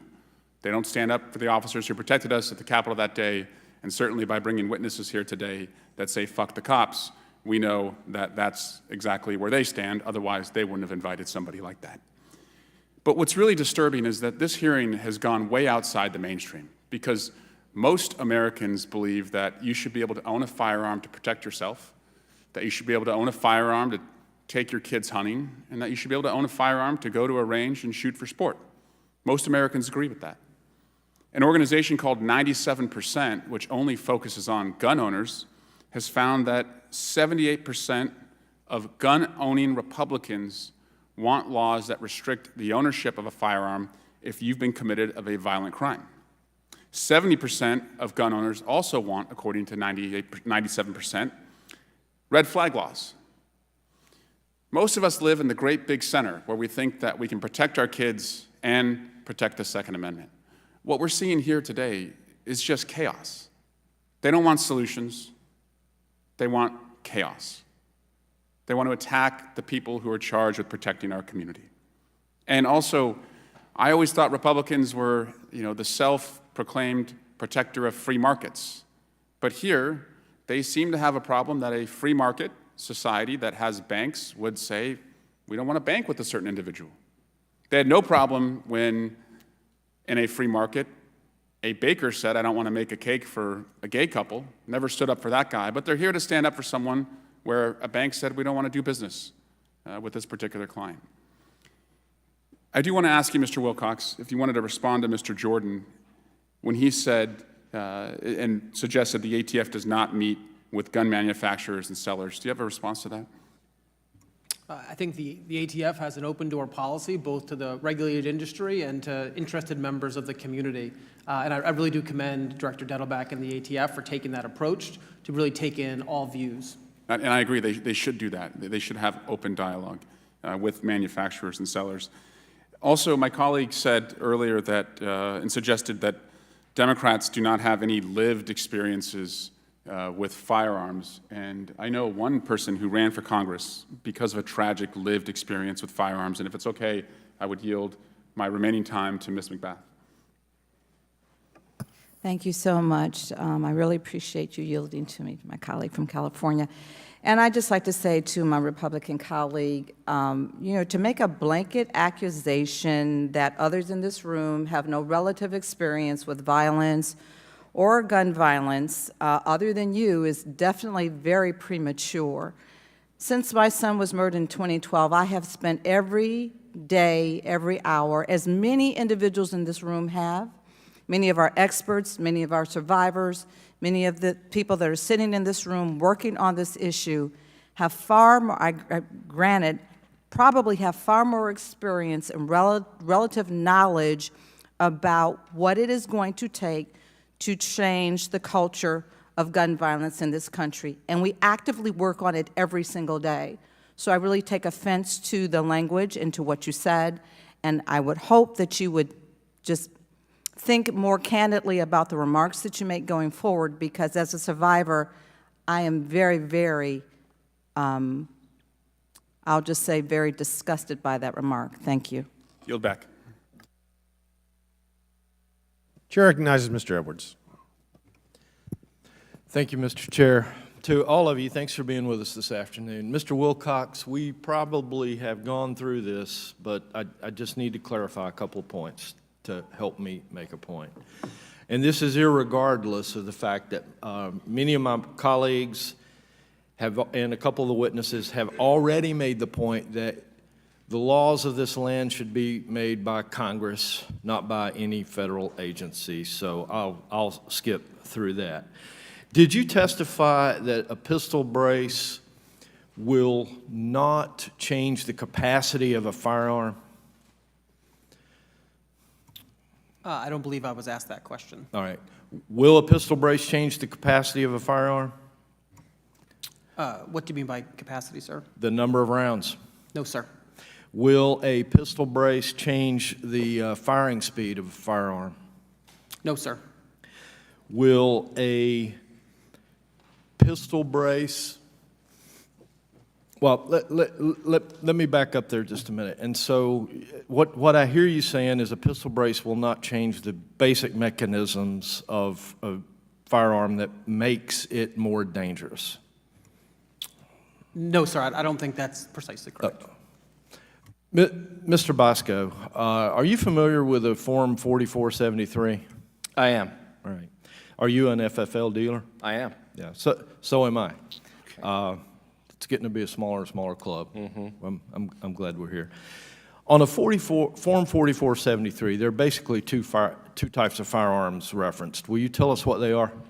One is other, the other one, well, there's pistol, rifle, and there's other, or receiver is what we call it. So, depending on the form, long gun, handgun. Which of those is typically more regulated by the states? Pistol. And so we saw a diagram that Mr. Fry had here a while ago of a long gun and then of a pistol that had been made to into a long gun. Can you help me think through the rationale of why anyone would want to make a gun, or would want to prevent us from making a gun that looked like and behaved like one that was less regulated? Is there some logic there that you can see that I cannot?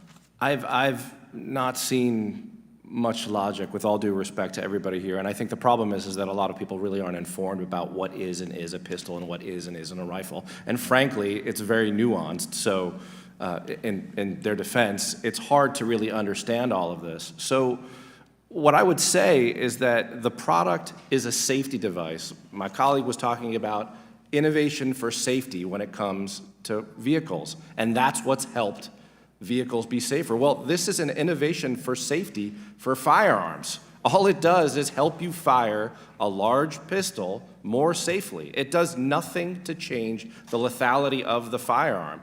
Mr. Cicilline as well showed the picture. It's a terrible thing that happened. But whether my product is on there or not changes nothing, and it hasn't changed anything for 10 years. All of a sudden now we're going to say that a pistol is a short-barreled rifle?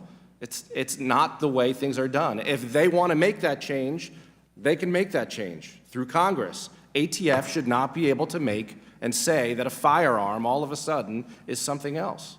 It's not the way it should work. Thank you. And so what I heard here is that a pistol brace does not change the firing capacity of a short gun, and a pistol brace makes a pistol, a short gun, into a long gun, which is even less regulated, and that seems to defy logic. Thank you very much. Mr. Chair, I'd like to yield the rest of my time to Ms. Luna. I just want to correct for the record, as words matter, especially here in Washington, that I did not say I was the only person, but I am definitely the only person that has those listed experiences. So to take my words out of context, I'm not in the business of listening to if people are offended. I'm in the business into finding the facts, and the facts is that I have one job, and that is to uphold and defend the Constitution, and for people to try to take that and then use this position, clearly that, again, I will reiterate that we are focusing on a brace, not gun violence, and the rest of these topics and rabbit trails that they're going down.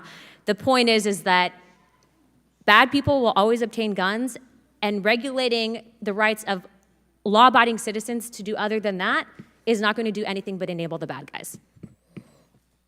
Chair recognizes Representative Frost. Thank you so much, Mr. Chair. You know, I'm glad to hear that my colleagues on the other side of the aisle, and I've heard it said time and time again, are very concerned about the overreach of government. And I want to give a suggestion. We should look at a state where government is very much overreaching, my state of Florida, where our Governor Ron DeSantis is abusing the power of the state to target people who disagree with him. And so if folks want to talk about government overreach, I suggest going to where it is the worst, in fascist Governor DeSantis. I'll also say this.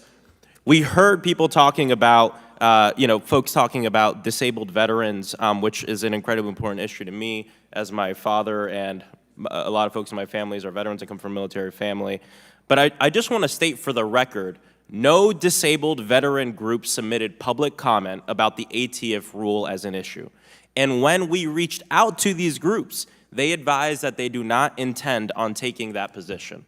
Mr. Wilcox, do you want to speculate why they're not wanting to comment on this? I'm reticent to speak for another organization, but I'd have to guess that it's because they don't see it as a disabled veterans issue.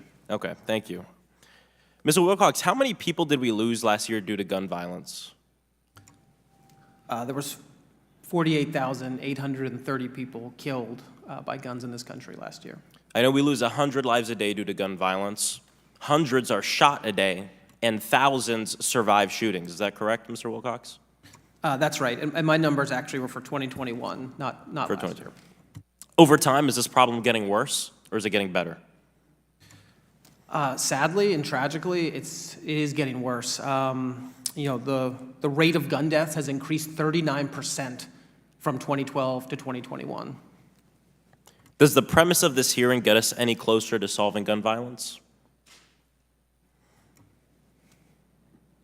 I think at times we've talked about the value of ATF and common sense gun laws, but I think the premise itself does not get us, of the hearing, much closer to the solutions that we need to this gun violence epidemic. I just heard one of my colleagues bring up the fact that this hearing's about a brace and it's not about gun violence or victims or anything like that. And I think it goes to show just how much people don't understand what it means to take a step back and look at an issue holistically. And that's why this is about everything. It's about victims. It's about the brace. It's about the families. It's about the fact that if you have a child in this country and God forbid they die before the age of 18, the most likely reason is because they were shot to death in this country in 2023. You know, I plan on acknowledging three people. Both of them are not in this room anymore.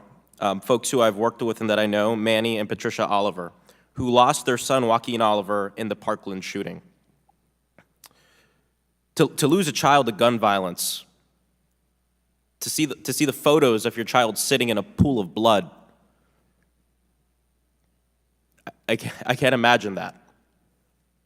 You know, Manny and Patricia have dedicated their lives to fighting for a world where true justice can be achieved because, unfortunately, there is no justice for the dead. And true justice is ensuring that this never happens again. I fight alongside Manny and Patricia Oliver. I believe that they are American heroes. And what they always say is they don't want their son Joaquin to be remembered as a victim. They want him to be remembered as an activist. And today, Republicans on this committee chose to sit in front of those parents and the survivors and organizers and advocates that are in the audience right now. People who are reliving their trauma, listening through this, people impacted by gun violence across the nation, and show that their priority is gun lobby money, manufacturers who profit off death, and creating fake narratives for political gain.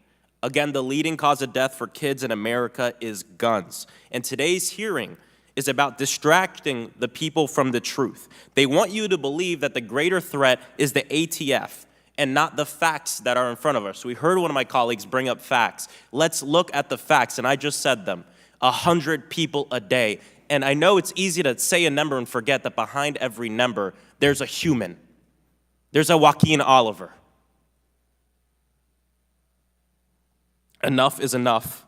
not one more. And to all the organizers, advocates, survivors, and families here today, I'm so sorry that you've had to sit through this hearing. I'm so sorry that you had to see what happened outside to Manny and Patricia, who are just fighting for a world where no other parents have to go through what they went through. And I, for one, believe this has nothing to do with policy and everything to do with politics. And I won't be listening to another second of it, and I wouldn't blame you all if you made the same decision. I yield back.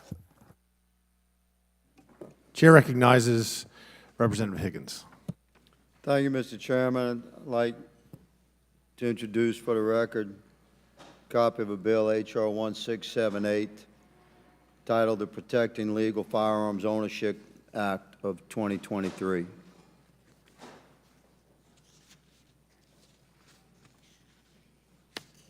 This bill was given to staff prior to the committee, Mr. Chairman.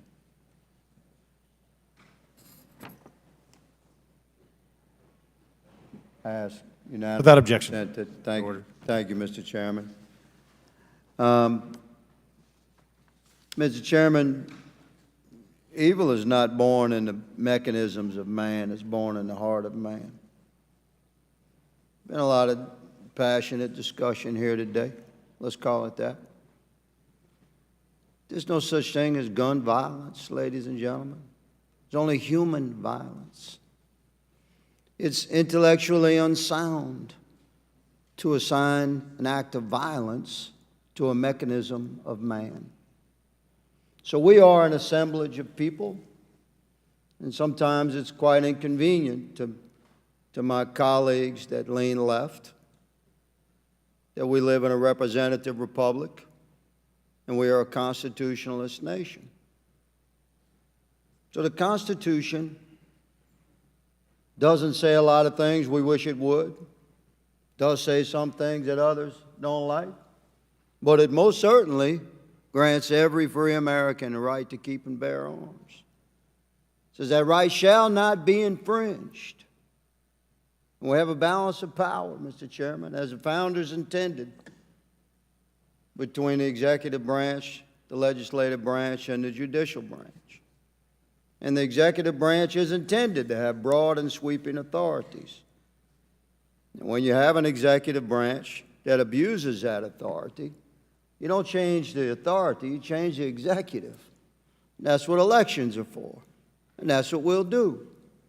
So in the meantime, we're responding to ATF oppression of our Second Amendment rights very calmly and judiciously, because we have that right as American citizens to uphold our right to keep and bear arms. That's what this legislation does. Biden administration, with the stroke of a pen through the ATF rule, is forcing Americans into felony possession of illegal firearms with the stroke of that pen. So this legislation maintains the legal possession and ownership of a firearm or a firearm attachment according to the rule regime that existed when it was legally owned and possessed. Pretty simple response to the oppression we're seeing out of the federal government. Ms. Swearer, thank you for being here. Do you recognize that the founders intended to give broad authority to the executive branch? No, the authority of the executive branch, just as for all branches of government, is fairly limited, and certainly the executive branch is not tasked with such broad authority to create or pass or legislate laws into existence, just to enforce those. Solid answer. We can debate about that when we have more time. I would suggest that the language of the Constitution does indeed intend is what I call executive authority. There's no votes, there's no legislation passed, there's no judicial procedure. It's executive authority. So when that executive authority is abused and infringes upon our constitutional rights, do we not, as Americans, you're a constitutionalist, good lady, I'm sure, do we not, as Americans, have the right to respond and stand for our rights? Well, certainly the congressional branch has the opportunity to respond with both other branches for checks and balances. We can write legislation, but individual Americans have that right to stand, correct? We certainly have the right to. What I'm getting at with this is that Americans were left out of this loop. They purchased a weapon legally. They went to their gun dealer, they gave their information, they had their background checked, they purchased their weapon, they brought it home, they've committed no crime, and yet they've been criminalized by the Biden ATF. And my colleagues across the aisle can deny that if they want to. But what I just stated is fact.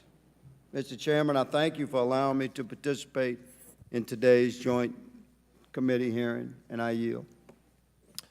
Thank you. Chair recognizes Ms. Dean, Mr. Dean, Mr. Dean, Ms. Dean, sorry. Ms. Dean. Ms. Dean. How Hi, you do?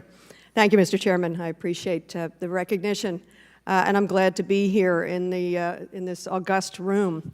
I just think that the title of this subcommittee hearings is really way off base. Instead of ATF's assault on the Second Amendment, when is enough enough? I think this should be called Defund and Dissolve the ATF, and I would put in a subtitle of When is enough gun violence and slaughter enough in this country for us to do something about it? I'm a bit perplexed by the posture of this hearing as I've been observing it. You know, for the better part of 2 years, my colleagues on the other side of the aisle have made it a point to highlight the elevated rates of violent crime in this country, which we have suffered since 2020. They're not wrong to raise that issue. Analysis by the Brennan Center shows that the murder rate increased by roughly 30% and assaults increased by 10%.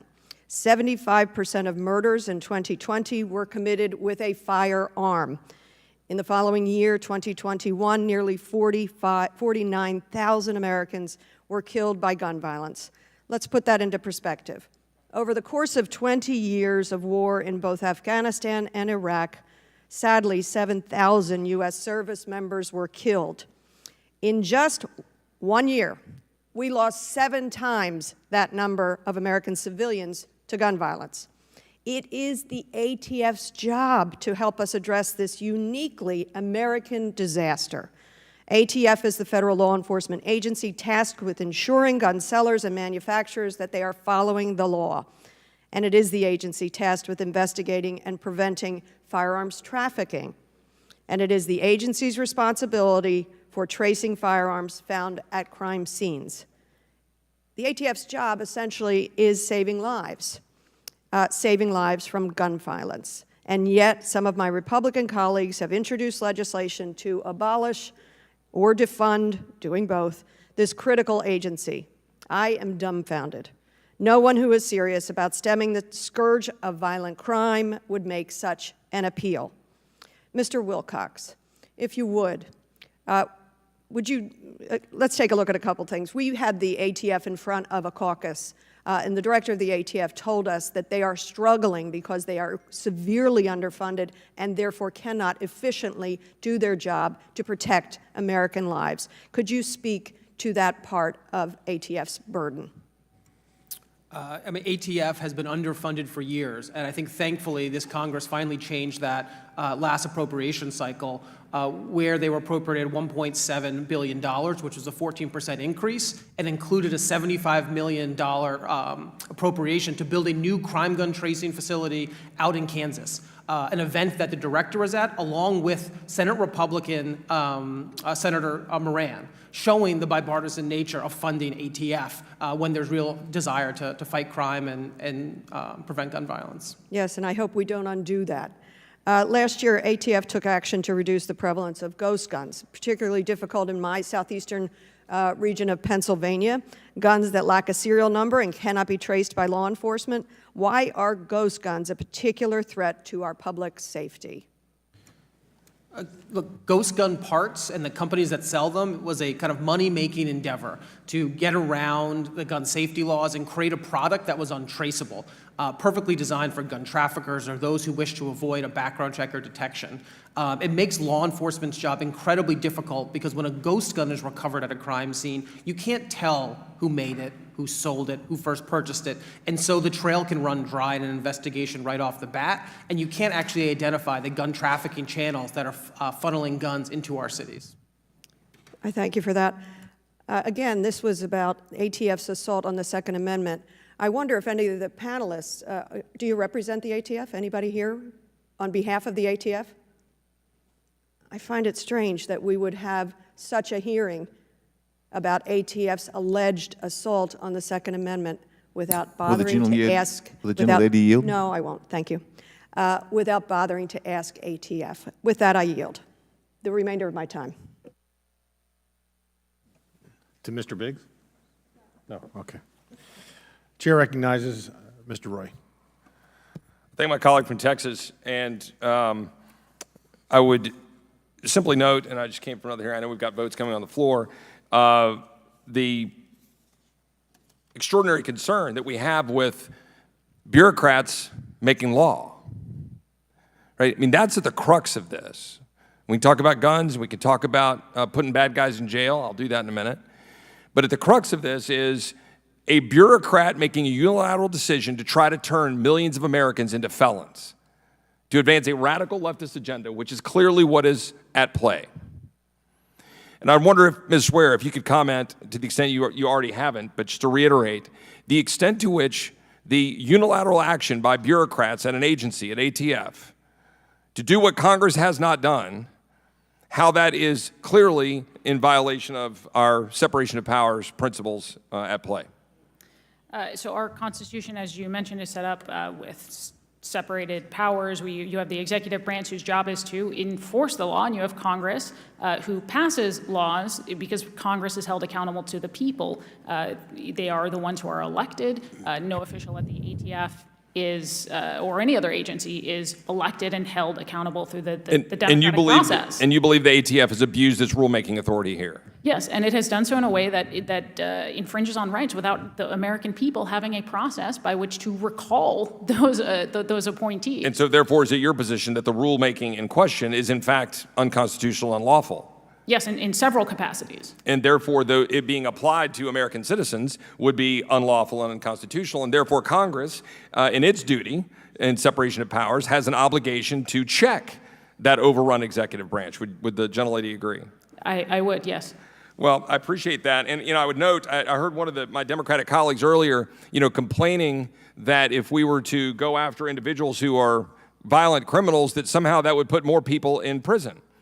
Yes, that is in fact the goal and the objective of that effort, is if people are violating the law and they are violent and they are a danger to society, then yes, I want them to be in prison.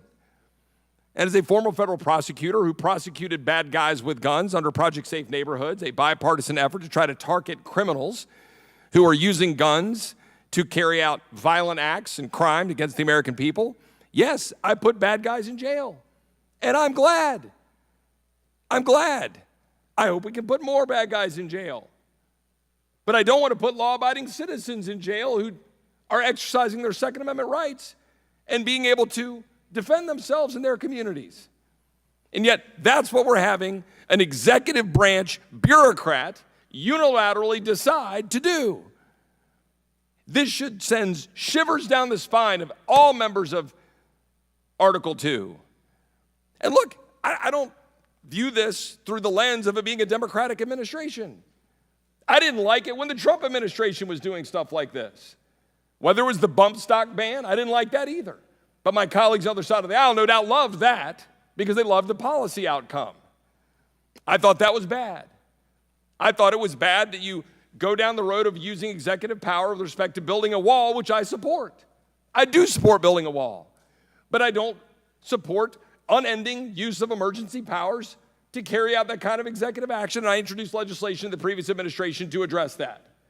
Because I think we should actually, on a bipartisan basis, try to stand up against the overreach of the executive branch. And in fact, it is our duty in Congress to do so, irrespective of which party is holding power in the executive branch. I would only ask one last question, Mr. Bosco.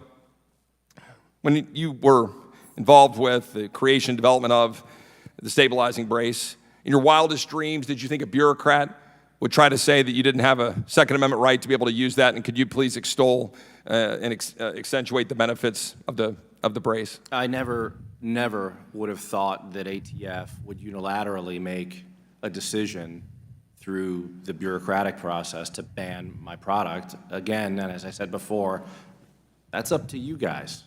That's not up to a bureaucratic agency. The product was designed, again, as a safety product, an orthotic device. It changes nothing on the firearm. I have no disagreement with ATF's ability to do their job of putting criminals in prison, but I don't think anybody on this side should agree to give the ATF the authority to unilaterally make a product illegal and circumvent the legislative process. That's the only reason I'm here to talk about with you guys, is to say that. I don't want ATF to do that. If you want to do that, then you do that. But don't let an executive agency circumvent your power, your authority. With that, I yield back. Thank you, Chairman. Chair recognizes Mr. Khanna. Thank you, Mr. Chair. Mr. Chair, I want to use my 5 minutes to speak about what happened in this room earlier. Manuel and Patricia Oliver were here. They lost their son to gun violence. As a parent, anyone knows that that is the most painful thing that can happen to a human being. Now, I'm not going to say that their disruption shouldn't have been handled, but we need to, in this country, have some empathy.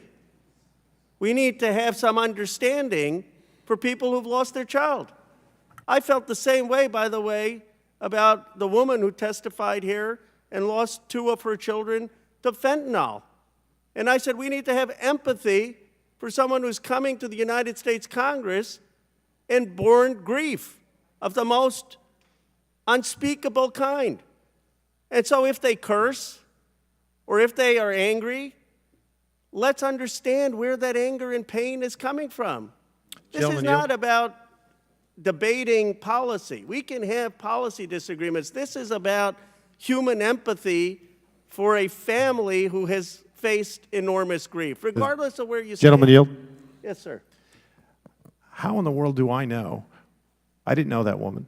I didn't know. I have empathy for anyone that loses a child. I have children. I had no idea who she was. She was disrupting the hearing. She was asked to stop. She continued, and then she was removed, and then she ended up re-entering. So I don't know. She was a stranger to me. Mr. Chair, I'm not questioning your motives, actually, and we've been on committees together. We've had conversation. One of the things I'm hoping you'll ask is, my understanding is that the father here was actually arrested, and I hope you would echo on a bipartisan basis that he should not be arrested for that, and that someone who has lost their son, that they should at least, yes, okay, they disrupted the hearing, but come on, to arrest them for that, and I think... I believe that he wasn't arrested for just leaving. I don't know what happened in the hallway. He might have been resisting. I don't know. I can't speak to that. Well, they weren't arrested. We did not request their arrest. We just requested their removal. Well, I think... What happened in the hallway, I can't speak to. You know, I think what would be helpful, Mr. Chairman, and I know Chairman Gallagher did this in protests in the China Committee, is if you would consider making a statement that given their grief and given what they've been through, that they should not be arrested. I mean, we can look at the circumstances. I can't imagine they did something that was not simply based on human emotion for losing their child. And I guess this is my broader point, Mr. Chairman, is this. Obviously, we're divided in this room about what the gun policy should be. You know, all the Democrats believe we need more regulations. The Republicans are saying, no, we don't need those regulations. And this is divided. The country is divided. And I acknowledge that division. And I'm not saying, okay, one side has the full monopoly on the truth. We're a divided nation on issue after issue. But there has got to be some sense, even as divided as we are, of human civility, of coming together as Americans, of recognizing tragedy, of recognizing loss, of recognizing pain. You know, the way this committee came together, frankly, when the ranking member, Raskin, had issues, and the committee came together. Can't we come together as people in a human way of tragedy, regardless of our view on guns? That's all I'm asking from this committee and from you, Mr. Chair, and to acknowledge that people who are here, many of them have suffered unbearable loss. And even if you believe, even if you're a gun rights, total Second Amendment believer, I know people understand the pain And they probably understand why those individuals want stronger gun laws, even if they disagree with that. Let's acknowledge that pain. Let's respect that pain. Let's respect the anger and anxiety out there, and let's do that in a bipartisan Will the basis. gentleman yield? Will the gentleman yield for a second? Thanks, Mr. Khan, and I do appreciate that because we've worked together on a lot of things. We have a lot of agreement on a lot of issues, and I'll speak for myself. I do have empathy for people who have had an unspeakable loss. I don't think either one of us knew who either of those people were, but I will tell you that the gentleman has a history of disrupting and being arrested. He was arrested at President Biden's event for the same conduct. And I don't know why he was arrested ultimately, Mr. Khanna, but I mean, we can empathize, but we also have to understand that does not give license to pursue that type of conduct. And I yield back to you, Mr. Khanna. Gentleman's time has expired. Chair recognizes Mr. Longworthy. Well, thank you very much, Mr. Chairman, and I'd like to thank all of our witnesses for being here today to discuss the crucial need to uphold the Second Amendment. And I know our witnesses today and many of my colleagues will agree that the right to bear arms is one that we must do everything in our power to uphold and defend for the American people that elected us. Now, Mr. Laverzeri, are you at all familiar with the ATF's Form 4473, the firearms transaction record? Yes, sir. Can you explain the evolution of this document? So this began in the Gun Control Act, right, which is what established federal firearms licensees to begin with. And originally this document, you'd effectively just attest that you were non-prohibited.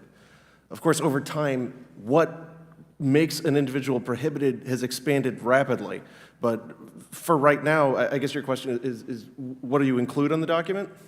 So personal identifying information, name, address, a proof of a piece of ID, and then the firearms that are to be transferred. Okay.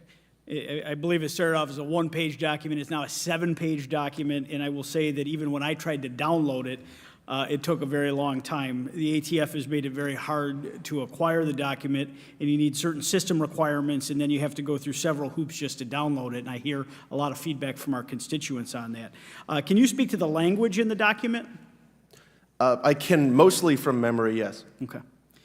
Constituents in my district have said that it's become so complex that it's deterring people from obtaining and purchasing weapons. So the instructions are certainly very obtuse, right?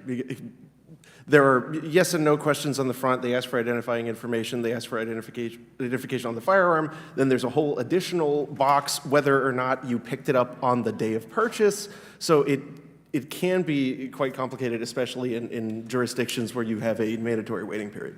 Okay. Do you believe that the agenda of the ATF was to make the document a deterrent for law-abiding citizens to purchase firearms? I believe that the Gun Control Act was pretty facially a deterrent to the interstate transfers in arms. Okay. Now I want to move on and talk about pistol braces. Mr. Bosco, we have all heard the story about why you created the pistol brace. And innovation like yours is what makes this country exceptional, and we applaud it. Why would the ATF impose rules against your pistol brace? I mean, I can't speak specifically to why or what the ATF did. I do know that it is a political issue. So essentially, the political winds at ATF changed after 10 years, and they decided that that was something that they were going to go after. We do understand that there were people, there was a transition team involved when Trump finished his presidency, and there was a Biden transition team that went into ATF and requested ATF asked them what things should we be working on, and those were the points that President Biden pointed out in his first speech about firearm regulation in his first weeks in office. Well, I do know that constituents of mine, specifically returning veterans who go to ranges, think it is an absolutely great innovation. It is very helpful to them in their lives. And lastly, Ms. Swearer, do you think that the recent ATF rules that are allegedly meant to deter crime might be leading Americans to obtain weapons in illegal fashion? I'm sorry, I'm not sure I understood that question. Okay, some of the various ATF, rules and regulations that have been put on the books in the last several years, do you believe that they've been intended to make our law-abiding gun owners and purchasers appear to be acting in an illegal fashion? Well, I'm not sure that the intent is to make it look that way, but in practice, that is what happens. Is you have law-abiding, peaceable citizens who, especially in the case of this pistol brace rule, are sitting there with their lawfully obtained firearms, and then a lot of times even without their knowledge, because they're not paying attention to what goes on in regulatory rulemaking processes.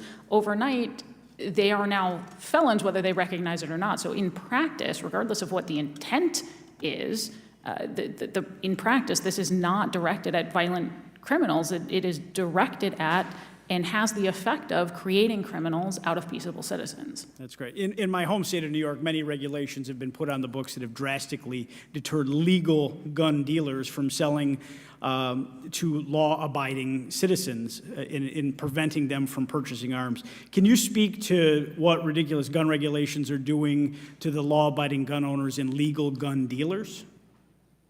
Again, I would say, I know that time is essentially expired, Sure. but to summarize, it has that same effect, regardless of what the intent is. In practice, the biggest impact that it has is to create criminals where there were not criminals previously. It's not directed at violence or violent crime. Thank you very much. And I yield back, Mr. Chairman. Thank you. All right, we're going to recess and reconvene immediately after votes, so I'd say about 10 minutes after votes, and we are now in recess. Bathroom break. You're drinking more water than I am. Okay, we're going to gavel that down. I know. Sorry, I didn't want to be like this.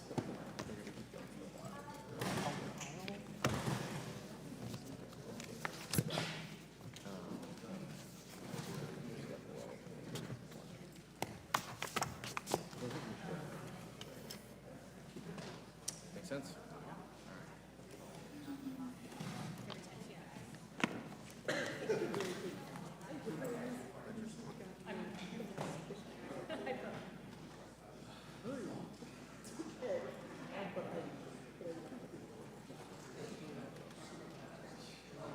God, so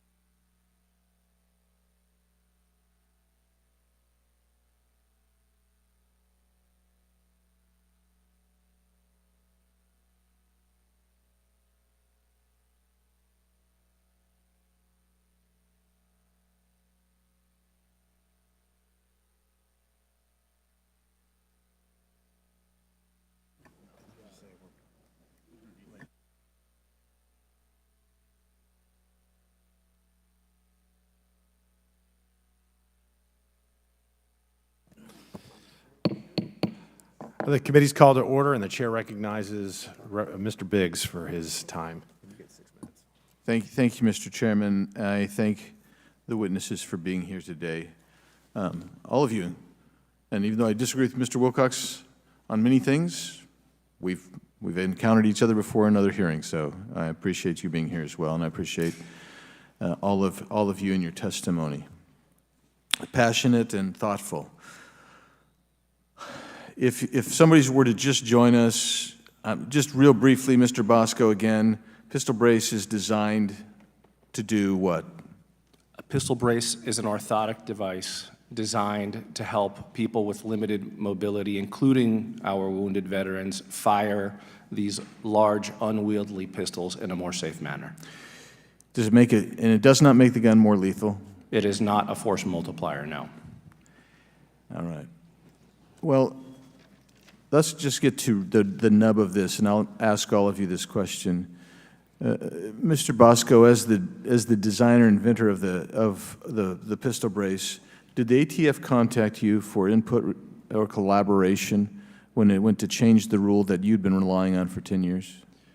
No, they didn't, but for years we worked with ATF to try to get to the bottom of parameters that we could work with to allow us to make a product that fit and suit what they thought the needs should be.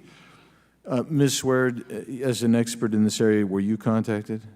I was not, no. Mr. Wilcox, I believe you initiated some of this with regard to pistol brace, the rule change. Am I wrong in that? I thought that's what you testified to earlier.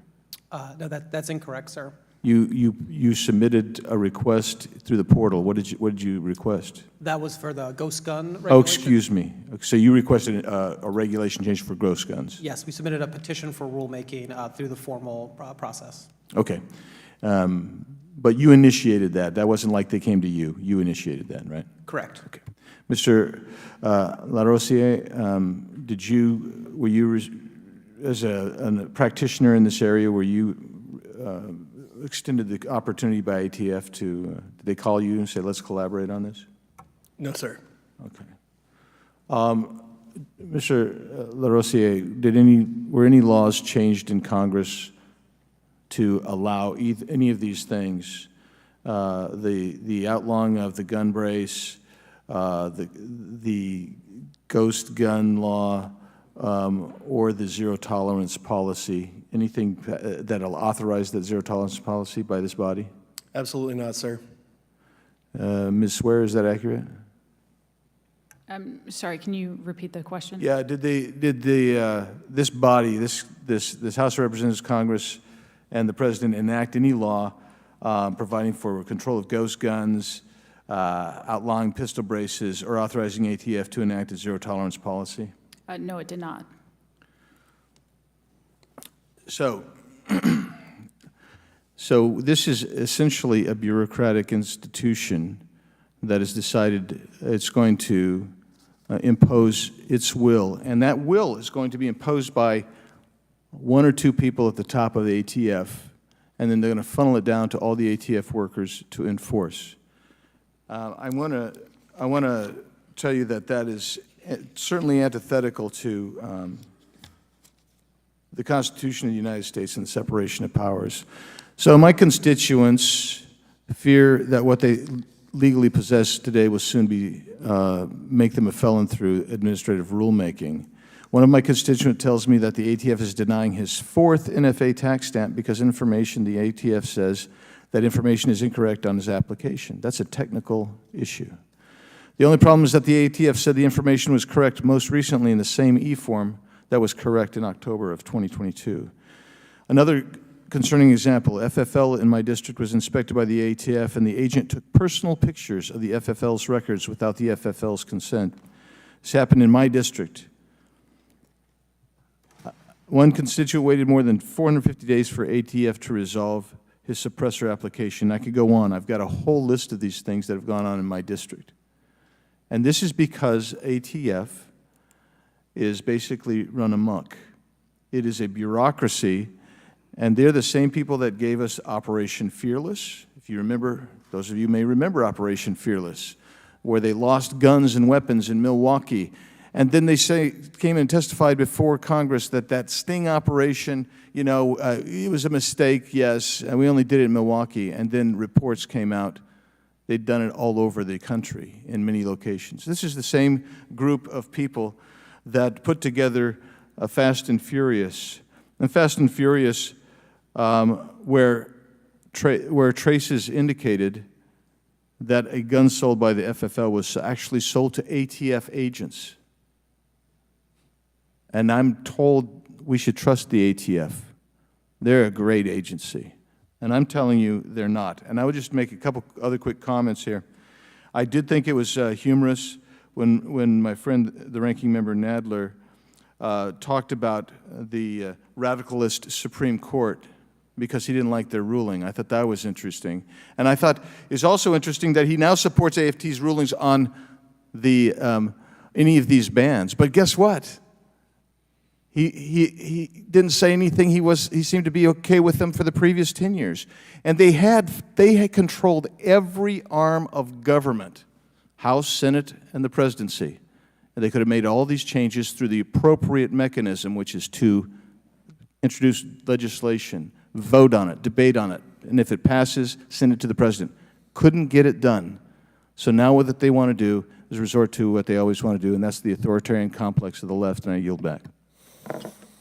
Thank you. In closing, I want to thank our panelists once again for their important and insightful testimony today, all of you. Apologize for what happened earlier. And, listen, we have rules for the way members, witnesses, and the public conduct themselves. And regardless of their reasoning, and there's no way anybody up here can be a minor or otherwise, I wouldn't do anything different and won't. We have to have decorum, we have to have civility, we have to be above, and you know what, that's what makes our country special, the fact that we do have a right to redress and freedom of speech, but we can't do it in that manner. There are some constraints and guidelines. So with that, and without objection, all members will have 5 legislative days with which to submit materials and to submit additional written questions for the witnesses, which will be forwarded to the witnesses for their response. If there is no further business, without objection, the subcommittee stands adjourned.